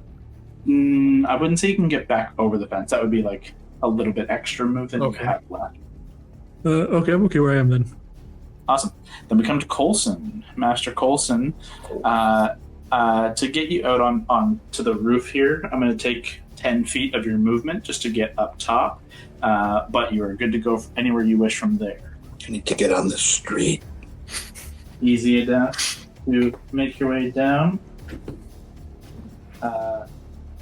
Running across the rooftops, 5, 10, 15. Go ahead and make an acrobatics check for me. Acrobatics or athletics, your choice. 15. Yeah, absolutely. You're able to kind of leap off of here in the direction of this figure over here, and without getting, without hurting yourself as you come down, you're able to get right within combat of this target over on this side. I'm gonna take out my katana and strike. Go ahead and make your attack as you get over there. In the name of vengeance. Yes. Do I do the hit, right? Hit the Yeah, baby. And you have 2 attacks. Just like riding a bike. first one. 7. 7 to hit is not gonna hit. 23. Way better. Definitely hits with the second one. The first one, as you strike down, where you That was a carve warning. off, The first. You carve in more as a warning, and the creature sidesteps as it's running up to you, but the second one you slice across. Go ahead and roll damage. 13. Ooh, 13 points would be great. However, as you carve across its face, like its jaw falls off, but immediately just black ichor fills the void, taking a little bit less damage than you would like. But it still looks very, very hurt. Anything for a bonus action? That's the full movement you have. I shall use Fighting Spirit. Okay. With Fighting Spirit, I believe you get some temporary hit points. I also think you should have... you should have used that at the beginning. Because at the... Oh, yeah, true. I'm an idiot. No, that's okay. We'll just call that first 2 rolls your first attack roll, and you can make 2 more rolls with your second attack. Jesus. Essentially, this bonus action, you give yourself advantage on weapon attack rolls until the end of your current turn and get 5 temporary hit points. Sick. So that was your first attack, was 13 points damage. So now roll 2 more attack rolls at advantage. Like the damage? No, 2 hits. So okay. Try to hit with advantage. First one, 15. Nice. Okay. Second one, 7. The 15 will hit, so go ahead. Roll damage again. 12. That is enough to, with 2 full attacks. What does your fighting spirit look like that when you kind of give yourself that rush? It's like steam just comes off my body. Like I just amp myself up. Excellent. I mean, DeCrane is the only one to truly witness it. But you just begin to exude energy, and as you carve through this creature in 2 strikes, it does fall. However, what I need from you is a dexterity saving throw, please. Oh yeah, these things. 11. 11, unfortunately, is not going to succeed, and you do suffer... Ooh, that's quite a bit of damage. You do suffer 10 points of cold damage. Damn. Coulson, will we even get to meet you before you meet your maker? As you carve into What this do you look creature, significantly... Oh, I should start that with. You carve into this creature, it bursts in your face, and you feel that icy cold grip that you felt as you've been protecting this town now for several months in these small skirmishes where you've taken these creatures on. It burns in this icy cold, and you feel the little inky tendrils begin to kind of worm the way around you. You wipe it away before they get inside, as they are wont to do before you splatters on the ground as the creature is destroyed. But as you turn to continue your bout, I should have done this at the beginning of your turn. Please describe what we see from Mr. Coulson Tedeschi Winchester. So I have a big gash over my eye. I'm wearing an eye patch. So first off, I'm also an elf. Mm-hmm. And I have long white hair and a long white beard, and I'm in like a classic samurai like armor with a katana. Love it. Does the white hair mean you're older? Like, are you an older man? Or yeah, I'm like just 60 years old. I've lived in this village like my entire life. Love. That's so cool. Can't wait to dive more in. Just need to survive. Just need to survive.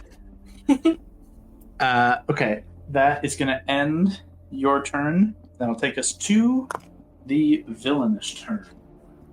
This guy is going to attack you. And this guy is going to rush up there. This guy is going to rush up to you. And this guy is going to leap off the top and come down for you there. Yeah, I don't like that one. Yeah, you notice this one is a quadrupedal creature of some kind, perhaps a goat or a dog that has just all 4 of its limbs have broken and become these longer, elongated limbs ending in hooked black spike, and its like rib cage is exploded out of its torso and held together by this black tendrilish ink as it rushes towards. And this creature races down and is going to dash over there. It cannot attack, but it dashes towards you. That's all it says. So, attacks against each of you coming up. 2 attacks against a crane. Crane, that's going to be a 19 and 12. 12, no. 19, yes. 1 hit for 6 points of piercing damage, 2 points of cold. Total of 8. And against Coulson, that's going to be a 19. What's your AC, Coulson? I think it's going to be higher than a 12, so don't worry about it. You might need to find it, but 1 hit, 1 miss. Oh, 16. Okay, perfect. Armor class, right? Yep. 16. So the damage from the strike that does hit you from the humanoid creature is going to be 4 points of piercing, 2 points of cold, or 6 points total. That's going to end their turn. Take us back to the top of the round with Augustus. We had talked about, would it be insane to try and run Where's your bunny hop? How does bunny hop and how does jumping work in this D&D? Is this insane to think about? No, you can't clear the full distance. You would probably still need to use the Misty Step to get across. Yep. Because I think your bunny hop gives you 10. Yeah. The long jump is 10 feet of running, and then your strength score in distance, in terms of long distance, is like your not your modifier, your actual score. So 8. 8. So rounded to 10. So okay. You could get 10, 10, 10. So you can jump 30 feet. And then add 30, so 60. And then add 30. So you can get across. But I'm going to ask for an athletics check to push yourself, because that does technically mean you have to like dash, run, jump, and use all of these abilities to time it perfectly with your Misty Step.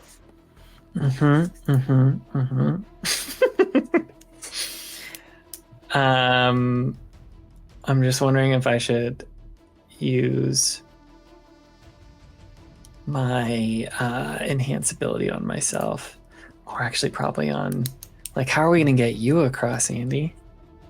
I think we need to worry about that after the fight. I'm not getting across in this combat. Okay. Well, yeah. I don't know how on earth I could get across in this combat. It's not going to happen. Target has advantage on strength checks. Blah, blah, blah. Okay, maybe I'll just do it without it. Okay, you know what I'll do, Kyle? Mm-hmm. Can I do this? Mm-hmm.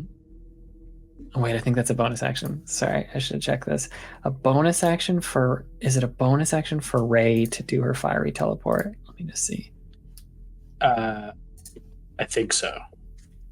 Then fuck it. I'm going to run. And then I'm going to jump as much as I can, and I'm going to bonus Misty Step. Okay. Enid clears the path. You take a little bit of a run back.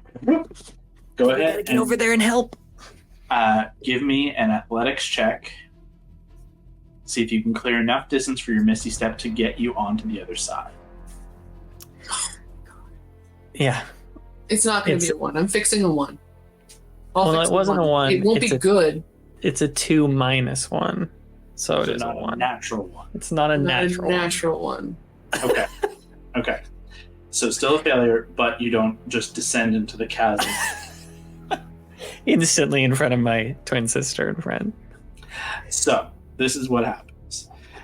You run back and then just begin. You get the 10-foot run. You leap with your little bunny feet. You're kicking and running and spinning your arms in the air, swimming as far as you can. Using your druidic magic, you Misty Step and expect and hope to be touching down with your feet on solid ground on the other side. However, your feet just skim past as your Misty Step misses with your inability to see exactly where you need to go. You scramble and tumble as you hit hard into the wall, like 5 feet below the edge, not making the jump. Make a Make a dexterity saving throw. Got it. 6. Okie dokie.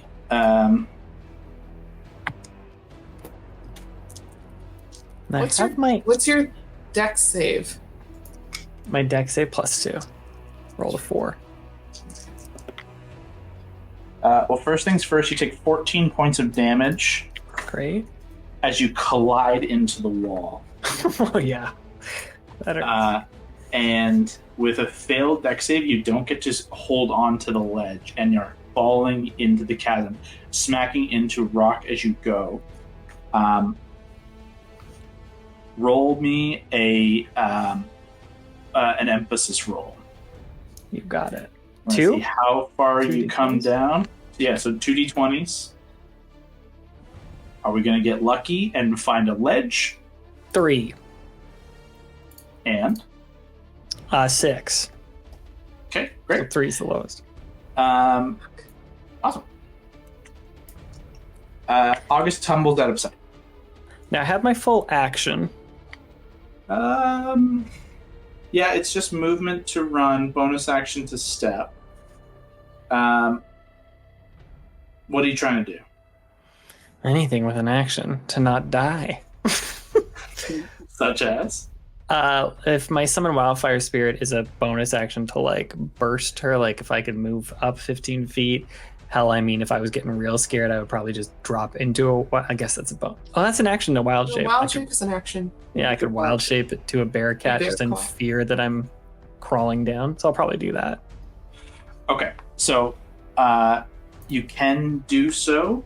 I'm going to give you another roll of damage as to reflect the slipping, falling, trying to scramble for your life. This will affect Augustus's health, not Bearcat's, as your Bearcat form takes over. So your form is going to take an additional. Oh, it's a pretty low roll. That's going to be 9 more points of damage. Okay. And let's see, how far down did you go? I'm going to roll percentile dice. See how far down. Falling from things is going to destroy us as these characters. It's cocked. Oof. Okay. You fell 45 feet. Jeez. Okay. As you like tumble before finally, like you probably fell 35, 40, and then scraped the last 5, 10. But you look up to inky black above as a bear cat. But you do know you made it to the other side. You just need to climb up. That's my turn.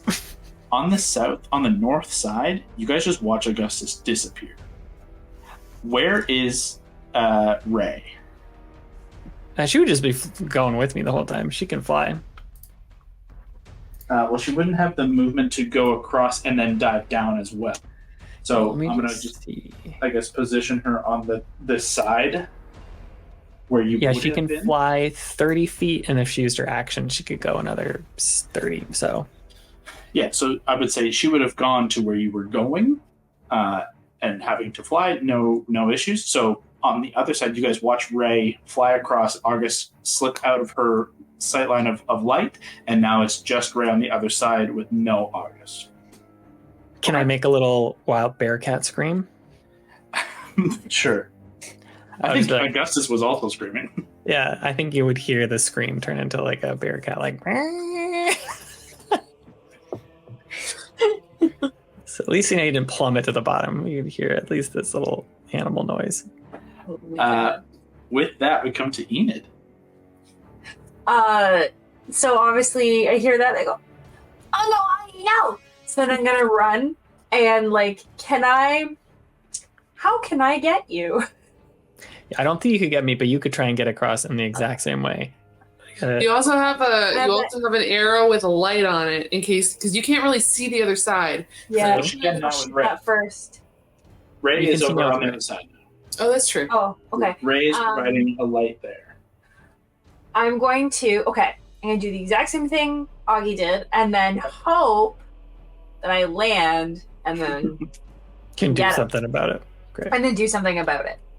I will need an athletics check from you as well to try the same maneuver. Okay. 13? Yeah, that's better than mine. That's so much better than mine. Oh my gosh.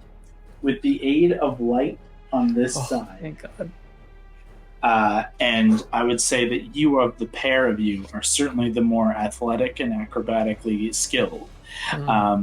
Gracefully running, striding, and leaping across, and then finally at the last second, misty stepping, landing softly on the other side, directly beside Ray, looking down into the chasm below. You don't see Augustus. He's past your dark vision, your lack of dark vision, I should say. With 45 feet, the range you have, you don't see him. You can hear that he's down there, though. So you have an inkling, but you unfortunately don't see him. You do still have your action. Okay. Can she see any of those baddies? They are beyond her light as well. Okay. So as far as you can see, is kind of like here. Well, she has a arrow on her back that's lighting up, Which is 20 feet and then 20 feet. So 20.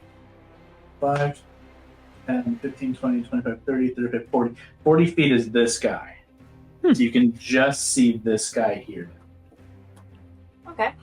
If that's the case, am I able to shoot him? Yeah. Yeah? Okay. I just wish it was Coulson and you didn't know and you shot Coulson instead. Oh, accidentally. I don't know if it's going to 7 to hit. A 7 is not going to hit, unfortunately. Okay. Do you shoot the light arrow? No. Okay. Whatever. I don't want him to see me. Well, you have the light arrow. You're lit up right now. You're right beside a ball of True. light. Oh, true. If you shot it over there, you could see more. Yeah. Yeah. It would extend the light. The intention is. Yeah? Oh, yeah. Okay. It was the first one you're holding. Yeah. Yeah. So, Okay. unfortunately, you miss, and your arrow embeds in this like fence post right here. But it now casts light basically across the entire middle section of the kind of the roadway here. Okay, that ends Enid's turn. We come to Decrane. Decrane, you're surrounded on all sides, and now suddenly a lit up arrow embeds in the fence behind you, but you know your allies are on their way. Hopefully. What do you think? Can I do like take my bat lip and do like a spinning, like where I just get it like. You can make an attack and a bonus action attack at 2 of those people. Hell yeah. Okay, I'll take that. A 7. What's your bonus to hit? And scimitar is 4. 11. 11 is not going to hit, unfortunately. So as you take this wild spin, all these creatures are moving surprisingly quickly. Like they're surprisingly dexterous and nimble and unnaturally so. And they begin to split and move and dodge out of the way as you spin wildly around. You can still make your bonus action attack if you wish. Yep, I will go for. I guess I can only stab one of them, right? Now, unfortunately, you turn to a stab. You can attack the one who is directly in front of you, who you attacked before, is the only one who is injured. The others are uninjured so far. I'll go with the injured. Sure. Smart. Make your attack. Yeah, it definitely 16 hits. roll. That's 2d4. You try to clear someone off the board. And it's an 8. Eight. Max damage. Unfortunately halved again, but it almost takes this guy down. He's basically reduced to a very small husk of himself, the one in front of you. That's your action. Bonus action. You're gonna hold or say anything? I mean, I would take attacks of opportunity if I moved out of the way, right? Certainly. Okay, yeah, I'll stay then. You hold. From Decrane, we go to Coulson. Coulson, you have this monstrous beast on the ground to your left, and this newcomer that has rushed up into you and tried to claw you to your right. I'll attack to my left. You got it. Go ahead and make your attack roll. 18. An 18 certainly hits. Go ahead and make and roll some damage. 9. 9 points of damage. Again, you like carve in, but the body of the beast doesn't seem to take full damage there. Go ahead and roll your second attack. 20. Ooh, natural 20 or 20 total? 20 total. Okay, definitely hits. Go ahead and roll damage again. As you 12. carve in with the katana. Ooh, that's good. You lop off fully one of the creature's legs, and it kind of falls off to the side and begins to kind of writhe and spin in place. Now with 3, it still manages to hold its ground, but you've done a significant blow to it over your 2 attacks. Is there anything else you want to do with your turn? I'll tell the monster, like, when you get to hell, tell them Coulson lives. That's all. We have a new contender for the edgiest guy here. Perfect. I love it. That is going to be Coulson. Takes us to the creature's turns. We'll start with Coulson as the bestial creature leaps up to bite you with its pack tactic advantage. That's going to be 20 to hit. Yep. Just want Coulson lives shirts.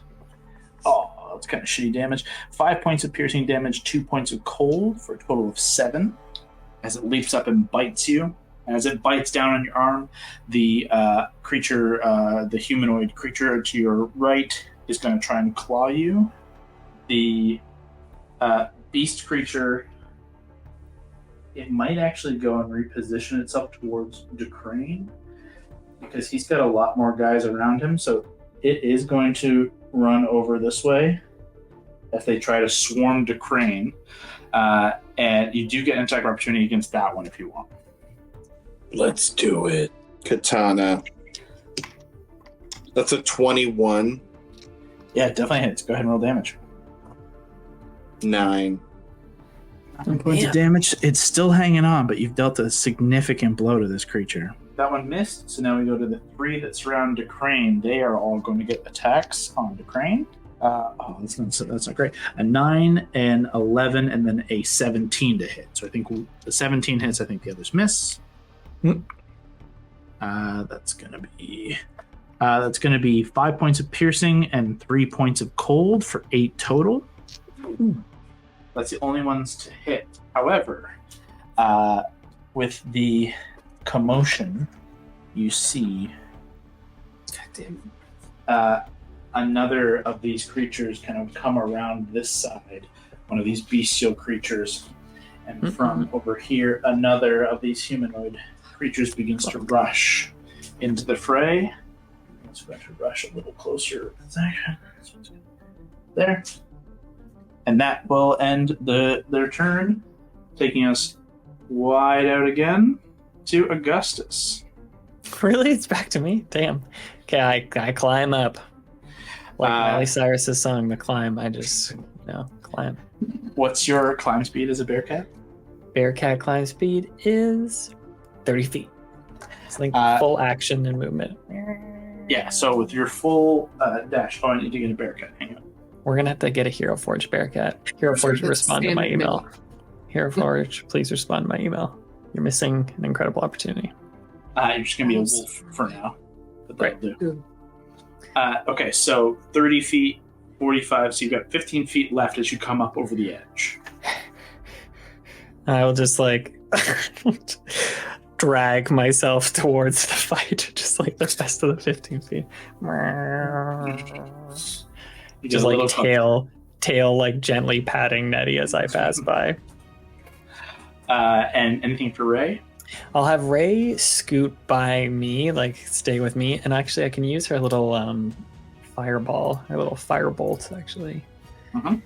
So with my bonus, I'll have her do that. Which target are you going for? You have lots to choose from.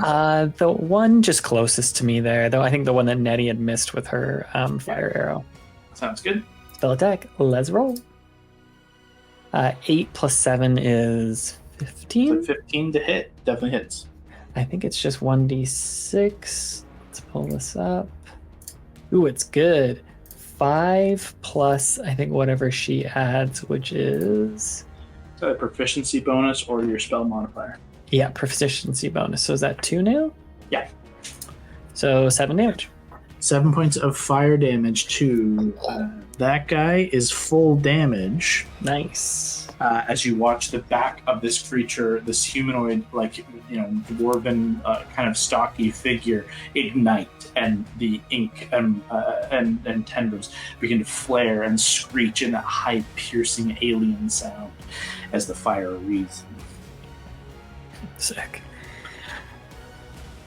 I'm just so tired. Yeah, I just sit on my haunches watching Ray do that. We come to Enid next. Okay, I'm going to attack. Are you just going to hold at the edge of the chasm? Yeah. You have line of sight on everyone now that your light is out there, so who do you want to attack? Who looks the most hurt? There's a big cluster of people around a crane, so it's difficult to tell who looks hurt. But this guy who just got hit by Ray's flame is like screeching and like clawing at the flame and looks like in pain. Okay. Certainly a good target. Okay, I'll do that then. Go ahead and make an attack roll. 13 to hit. Just hits. Okay. And that is, 6 piercing damage, and then I'm going to add on top of it the dreadful. The other thing? Yeah. Your psychic damage? Yeah. And It's a D4. that's a 3 with it. Perfect. Nice. With the psychic damage not being halved and the other stuff being halved, that's enough to destroy the creature. Sweet. You watch as it's clawing its head to get rid of the flame. Your arrow pierces through what cranium this creature does have, and it bursts. Decrane, I need a dexterity saving throw. Shit, I keep forgetting about these things. Decrane, roll a dex save. Dexterity saving, please. 8. What's your dex save? And dex save plus 4, 12. 12 just succeeds, so you only take 3 points of cold damage. Enid, that's your action. If you have movement and bonus if you want to use it. I'll go closer. Sure. You can get right up here. If you don't want to get too close, you can get up kind of in line with Augie. Yeah. You brother. Slowly but surely. Andy, we come back to you. Andy's in this fight? Way back there. Guys. I'm over here. Okay. Oh, actually, Yeah. sorry, before you go, we do have Yeah. Toot Sweet hanging over here as well. Yeah, Oh, yeah. yeah. Oh, Toot Sweet can could've- he come with me? Hell yeah. Yeah, he course could have he can. gone all the way across, Sweet. Just right thinking. alongside. Too sweet. Okay. Andy, now we come to you. I have a couple things that have a 90-foot range. I'm assuming that's close enough 90 feet to a creature. to bad guys. To baddies. 70, 80, 90, So no. 90, 95 to this guy who just got destroyed. So no. Cool. 60. Okay, here's another option. I will instead use. Is there anything I can see just on the other side of the chasm in terms of like chunks of rock or something that's 60 feet away from me? Chunks Or on less? on this side? Yeah. Yeah, tons of stuff. Cool. There's rocks, Is there's there- fence posts, there's boards, there's... Is there a line of sight where I can? It's a 60-foot range for catapult, but then I get to chuck it 90 feet. From its position. Yeah. There's a cluster of guys right there that would fit that. Great. So Is there an angle where I can do that where I'm not potentially endangering friends? You can throw it towards this new fellow over here you don't know about. Great. Let's do that. Yeah, you If can do there's that. a line where I can potentially get 2 of them, if the first one fails, that would be ideal. cool. There is technically, actually, this Okay. guy and this are in line. Let's do that. Dex It's a save. dex save. Yeah. I'll just Okay. use whatever fucking fence post with a bunch of nails in it. Yeah, easy enough. It's easy just to rip this out, and it fires down the line just over Augustus's head, past Ray, and then this guy fails his save with a 6. Great. Go ahead and roll damage. Okay. It's just first level. Oh, would we have short rested at any point during this day? Yeah, for sure. Great. Then I will leave that one check. I had a mage armor checked off. Mm-hmm. When you got here, it was like mid to late afternoon, so you would have rested in the midday, and you had 2 hours of waiting to do anything here before night fell. So excellent damage. 18. 18 is enough to destroy this guy. Yeah. Okay, game. As you pick this 2x4, this 4x4 out of the ground, covered in nails, and just fire it like a missile, it hits him in the chest, and he bursts as a result. In his normal death burst, but also just because that was an impressive blow against kind of a liquidy body. Coulson, I need a dexterity saving throw from you, please. I'm sorry. Come on, Coulson. Don't die on us now. 3. That's going to be 9 points of cold damage to you. Ooh, I am looking rough. No. I got 17 and 44 health. Look, that's pretty good health in the rest of this party. I'm not going to lie. That is, but you don't want to be taking too many more hits like that. That is going to be Andy's turn. Presumably, you don't have bonus actions, and you're I'm not going anywhere. So you're chilling. That takes us to Decrane with Coulson on deck. Your friends are now closing in to aid you. One of the creatures who was on your back has been destroyed, but you still find yourself surrounded. What do you do? Is that flaming arrow still there? The arrow was has light cast on it. Yeah, it was not on fire. But the guy who fell behind you is still kind of burning if you need fire. I'm thinking I take one of my arrows, I light it on fire, and then I use it to stab them, like wave it around kind of thing. I'm down with this idea. I'm just trying to think if there's trying to think of how to rule it, because it's kind of it's not like a thing in the rules necessarily of how to do this. It's a little improvised, but I'm down with it. It's basically just grab some shit that it is flammable and then light it and then try and brandish it as a weapon. So I'm going to allow you to do it with an arrow. Lights the arrow and tries to brandish it, but we're just going to deal it as a dagger. So it's going to be a D4 of damage, a D4 of fire damage. 7. This could be tough. Be plus your dexterity plus proficiency. So my dex is 4, and my proficiency is 2. So with 6. 13, yeah, 13 just hits. Oof, lucky boy. Okay, so go ahead and roll 2d4, 1d4, and just mark. I don't know how you can do it, but we'll just call the left one the piercing damage, the right one fire damage. Okay, so the piercing will be half, right one will be full. 4 total. So it just remains 4. I'm not going to have 1.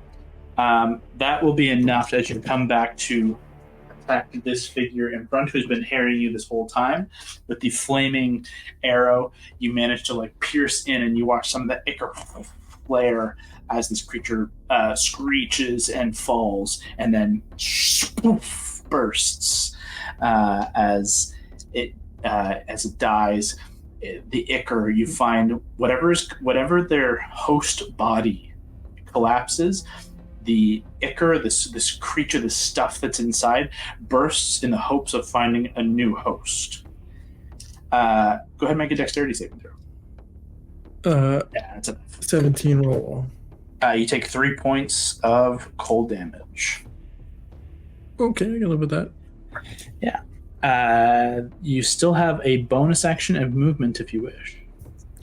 I can't attack because I'd allow you to make a secondary attack with this weapon, basically like a light weapon. So it's just a normal two-handed fighting style. I'll do it. So 17 again. Yeah, definitely hits. Who do you want to attack? The creature, the bestial creature, or the other kind of humanoid, gnomish creature? Let's go with the Nomos creature because I feel like he has less HP. Yeah, you turn and stab down into this kind of smaller statured creature. Go ahead and roll the 2d4 again with your thought bubble of a thumbs up. 4 and 1.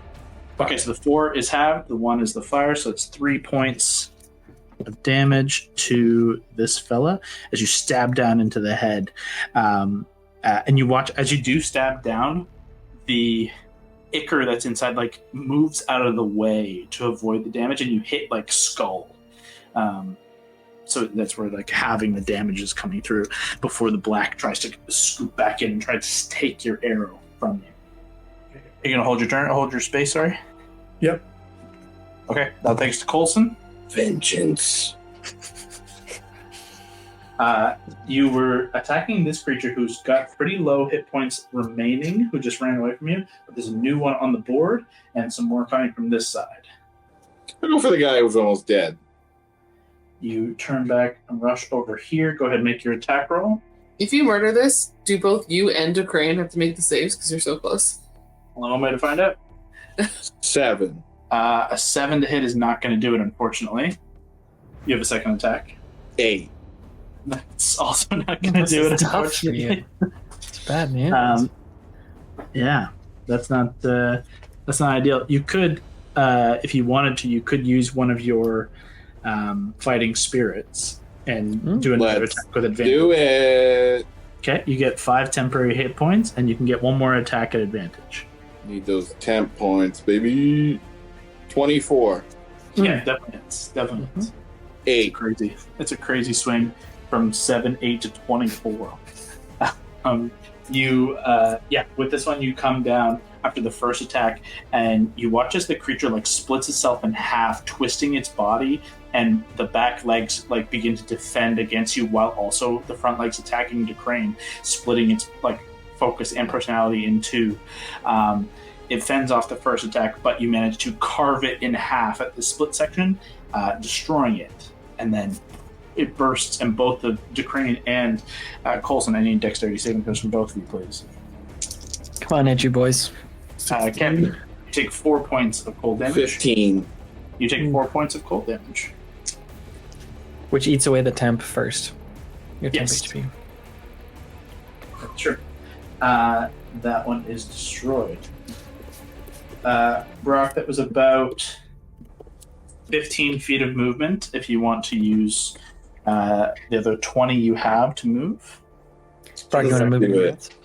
Where do you want to head? Do you want to head over the fence towards this guy or back towards this bestial creature? Back towards the other guy. Yeah, you can almost get right back to him. That thing looks like a xenomorph. It's scary. Yeah, kind of got a little bit of that. That'll take us to their turns. Great. This one is going to 35, get up to Enid. This one is actually going to rush around you. You do get an attack of opportunity, Coulson. Let's do it. Katana. 15. Jesus, A this is 15? fast. Is going to hit, but uses its dash to get up here. Oh, God. And it's kind of like underneath the spot Ray is in. That's a 9. Rolled a 9 in damage. That's a 9. 9 points of damage. Confirming 9. Just confirming it's a 9. That is, that the bad? fence just fell over. oh man. It's haunted. That's a lot of damage. It's the fence. It's actually only half that, as it is resistant. Shit. But that uses its action to get there. This one is going to attack Enid. That one's going to attack DeCrane. So one attack against DeCrane coming up. That's a natural 19. That's going to hit. And one attack against Enid. That is a natural 16. That's going to hit. Yep, that hits. Going to be. I'm just going to roll them once to hit both of you at the same amount. That's going to be. How much is that? That is 5 points of piercing damage and 2 points of cold for a total of 7. Oh, okay. And someone just mark off Kev will take 7 points of damage. Oh, got it. That is going to end their turn and take us to Augustus. I am going to claw that one that just attacked my sister. I'm a bear cat. I add 4 to my attacks. Oh, wow, 19 for my little bear cat. Yeah, definitely hits. And I do 1d10 plus 12. Let's do it. Oh, it's almost 10. 4 plus 2, 6, a half to 3. 3 points, that's right. And then you claw into its back section.